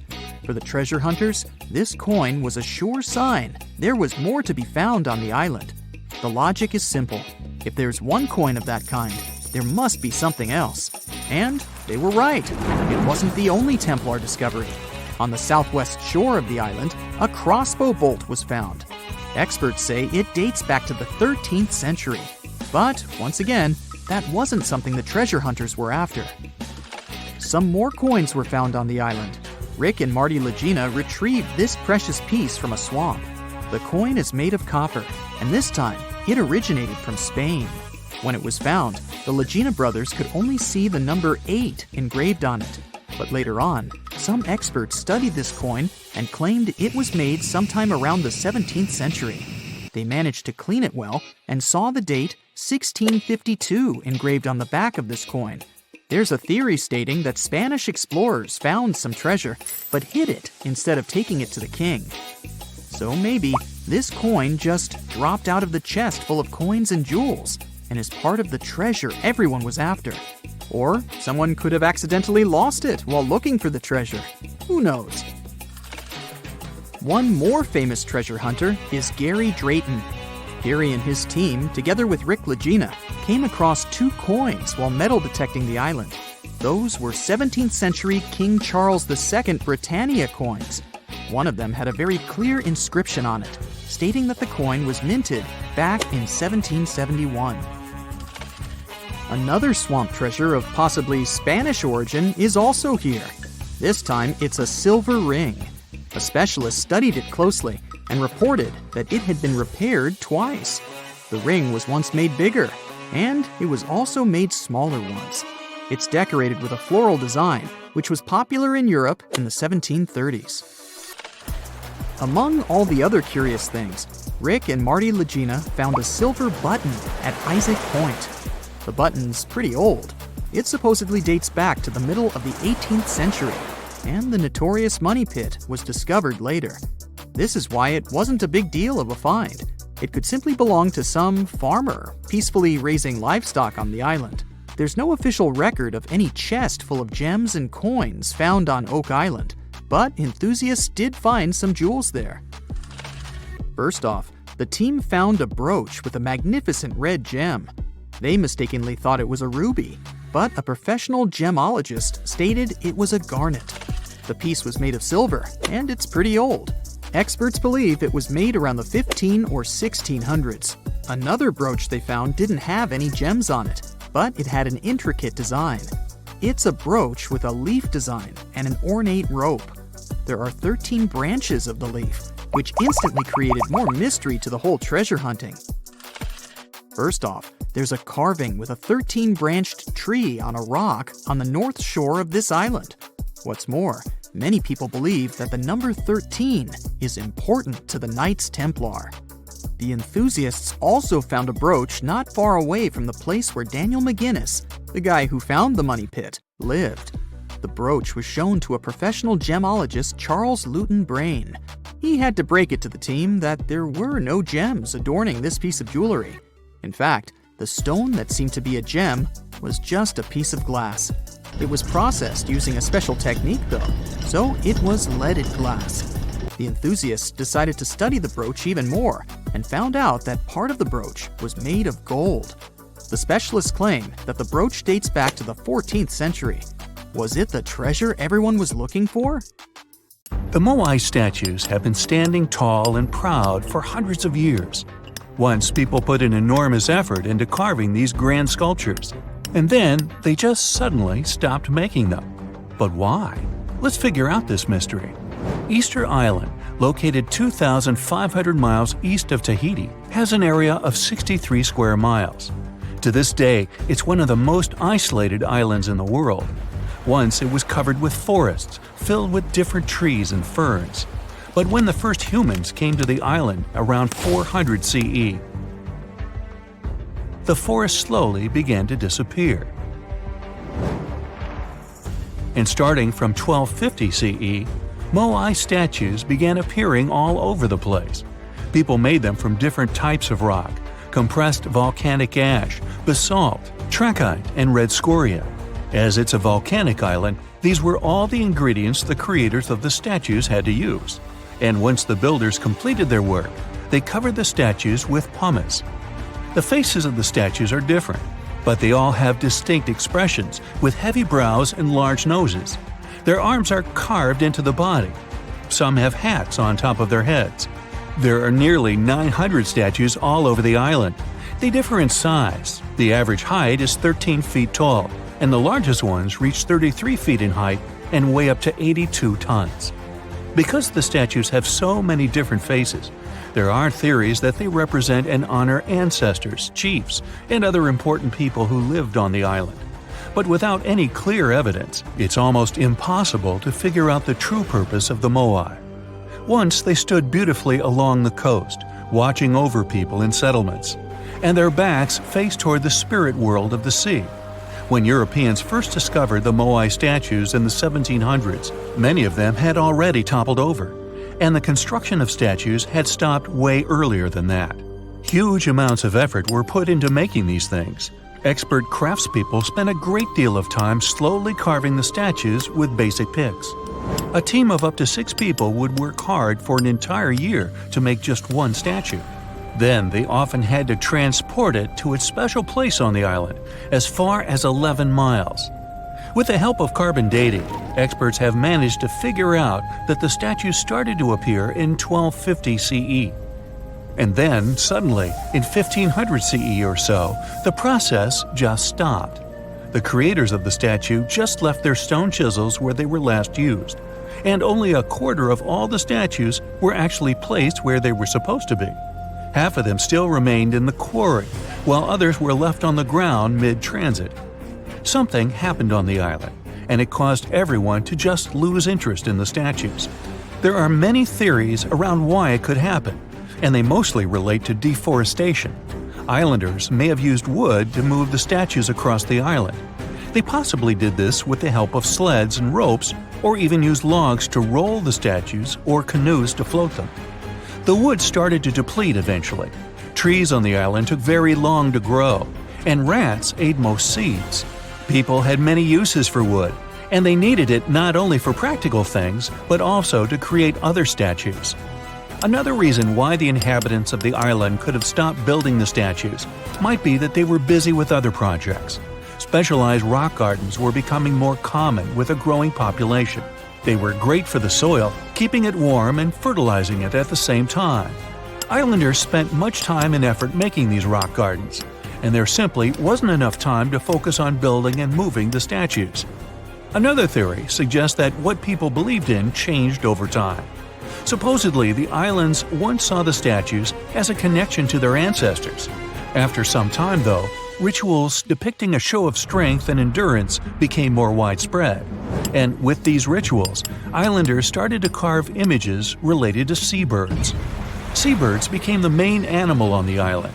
People started to believe that their ancestors looked over them through birds instead of the statues, so there was no longer a reason to build the moai. Anyway, these theories might be true, but the main problem was that the small island couldn't support a growing population. What was once a lush land covered in forests quickly became a barren landscape.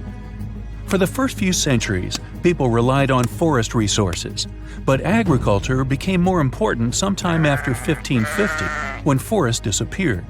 Tribes that once worked together to build the fantastic monoliths focused on competing against one another instead.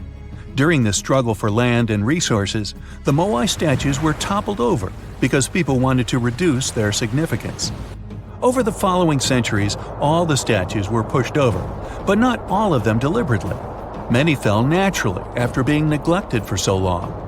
Some even ended up in the ocean water surrounding the island, and there they sat for a while. But there was some good news for these statues. They were re-erected, providing a great experience for visitors from all over the world. If you make a journey all the way to this isolated island, the first question you'll probably ask will not be how the statues were made or how they were moved. It will be, how on earth did anyone even make it here in the first place? It was one of the most amazing feats ever. The Polynesians sure did some pretty extraordinary things. From as early as 1500 BCE, these boat-faring people began to explore their world. They used the most advanced marine inventions of their time. They sailed across the ocean in catamarans and outrigger boats, starting in Southeast Asia and inhabiting many more places throughout the Pacific. They lived as far north as Hawaii in 900 BCE and all the way to the south in New Zealand by 1200 BCE. And the farthest journey to the east was, of course, Easter Island. In only a few hundred years, these early sailors inhabited an area of thousands of square miles. They simply memorized where they had already been and, this way, managed to navigate the ocean. They used a wide range of techniques. They watched the sun as it rose and set during the day. Stars helped them at night. If it was overcast and sailors couldn't figure out direction visually, they used other brilliant methods. They watched the movements of ocean currents and wave patterns and paid attention to bioluminescence in the water. These patterns helped them find where specific islands were located. These seafarers even understood how islands and atolls in the distance caused air and sea interference patterns. Birds provided them with certain signs too. Some of them migrated long distances from one island to another, which gave travelers some kind of a visual connection for their route. Other types of birds had specific feeding times. Sailors knew when and where they hunted and directed their boats depending on where these birds fed. Vikings certainly get way too much credit for their seafaring abilities. Where they used a sun compass, the early Polynesians relied purely on the knowledge of how nature itself could guide them. Their skills were so advanced that in 1769, Captain James Cook, an English explorer, even hired a Polynesian navigator because of his extensive knowledge of the seas. But even more surprising was the fact that he drew a map from memory. It covered an area that was 2,000 miles wide. In this region, there were 130 islands, and the navigator knew 74 of those islands by name. At the beginning of their voyage, Captain Cook often disregarded the navigator's advice, but toward the end of their journey, he was very impressed. He also recognized the Polynesians as possibly the most widespread nation on Earth. It was April 10, 1912. Richard had just departed from Southampton, England, aboard the most famous ship of the time, dubbed the Unsinkable. Since he had just witnessed a near collision with the SS City of New York, he decided to write to his wife and report the unfortunate and frightening event. "My dearest Sal," he wrote, "we got away yesterday after a lot of trouble." Little did he know that a mere 4 days later, both his pen and the ship he was on would be lost forever at the bottom of the North Atlantic Ocean. Was this some sort of bad omen? Did Richard actually foresee what was about to happen to the ship he was on?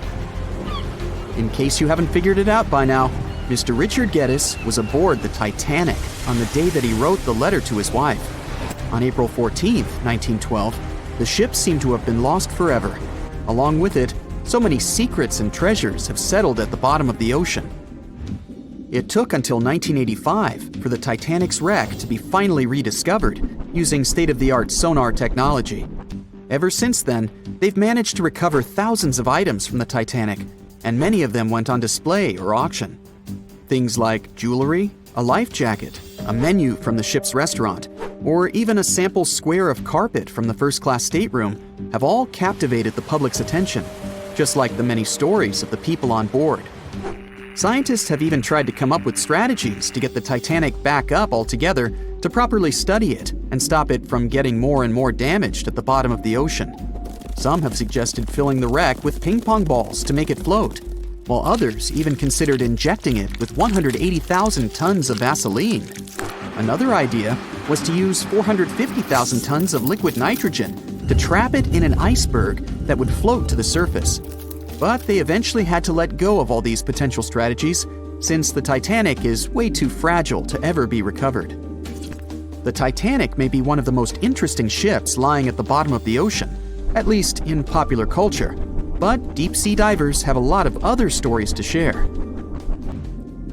Planes also sometimes find their way to the bottom of the ocean. Deep-sea divers in Oahu, Hawaii came across the wreckage of an F-4U Corsair plane.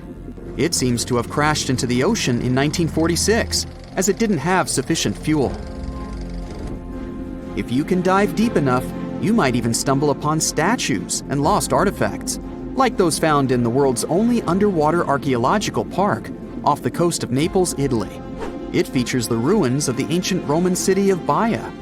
The underwater statues found here are breathtaking, to say the least. In an ironic twist of events, some of the equipment we intended to use to get us to the moon was lost at the bottom of the sea for a very long time. But how did that happen? Beginning from the late 1960s and ending in the early 70s, many Apollo rockets were launched to orbit the Earth and the Moon. When reaching altitudes of about 38 miles, the first portion of the spacecraft, including the engines, needed to separate. People thought these components got destroyed or lost forever. But were they really? In 2012, a team of specialists discovered a bunch of rocket engines 14,000 feet off the coast of Florida. They have since gone through a 2-year renovation plan and are now on display at Seattle's Museum of Flight. Can you imagine stumbling upon a whole city underwater? Back in 2001, a lost city was discovered in the Gulf of Cambay, off the coast of India. Some archaeologists believe it to be the oldest city in history. By comparison, it's almost the size of Manhattan and features massive walls and even plazas. They stumbled upon pieces of sculpture, artwork, and even what looked like ancient wooden furniture, believed to date back up to 9,500 years ago and 5,000 years older than any city previously discovered. Okay, how about an underwater river? I can't even imagine what that would look like, but some deep divers claim to have seen it south of Tulum, Mexico. Is that even possible? Well, not really, since the Cenote Angelita Cave is not a true river, but a very special type of optical illusion. It's formed by a halocline, meaning a cloud of hydrogen sulfide at the bottom of this underwater cave. Turns out you can actually swim right through this cloud, which makes you feel like you're swimming through a flowing body of water. Not all things discovered underwater are inanimate objects. Some of them are actually quite scary sea creatures. A jellyfish might not be on your list of things to look out for if you can avoid the stings. But this giant one, also known as a lion's mane jellyfish, is the largest known species of its kind. In all fairness, you'll only uncover it if you happen to dive into the waters of the Arctic, Northern Atlantic, and Northern Pacific Oceans. You surely won't miss it, since it stretches across 120 feet from the top to the bottom of its tentacles. When it comes to deep-sea diving, a lot of people are looking to discover some lost treasure. One diver was lucky enough to have hit the literal jackpot when he came upon nearly $1 million worth of treasure on the bottom of the seabed. That was back in 2015, when this lucky diver was swimming just off the coast of Florida. What did he find, you might ask? Well, about 51 gold coins, 40 feet of gold chain, and a rare single coin that was tailored for the King of Spain, Philip V. Speaking of people looking for lost treasures, divers also sometimes found pirate ships. They discovered one of these pirate shipwrecks in 2015 off the coast of Colombia. It dates back to the 18th century. The value of this forgotten ship was estimated to be between $4 billion and $17 billion, as it contained treasures, precious stones, gold, and countless other really valuable items. By comparison, a whole island in the Bahamas is up for grabs at $75 million. A computer is the last thing you'd ever expect to discover underwater, right? And this was no regular computer, but an ancient one. And yet, someone stumbled upon it between 1900 and 1901 on the spot of a shipwreck located off one Greek island. Researchers believe this weird stone contraption to be the earliest form of a computer. It was designed to serve many purposes, such as predicting astronomical positions and eclipses on the calendar. Since humanity lost most of the technology used back then, it was wonderful to rediscover it so many years later. It let us piece together many of the ancient Greeks' accomplishments. The computer is now at the National Archaeological Museum of Athens, should you ever want to check it out in person. This has to be one of the most mysterious places on Earth. It's called the Mariana Trench, and it's the deepest part of the Earth's oceans. We really don't know how deep it is, since it's so difficult to measure. But it's somewhere around 7 miles deep, and 5 times longer than the Grand Canyon. They first studied this massive underwater hole back in 1875 using a weighted rope. Back in 2012, a Canadian film director named James Cameron reached the bottom of the trench in the submersible vessel Deep Sea Challenger. Some of the most bizarre creatures on the planet call this place their home, including the Dumbo octopus, the sea cucumber, and the goblin shark. The Mariana Trench took its name after the nearby Mariana Islands, which are named Las Marianas in honor of the Spanish Queen Mariana of Austria.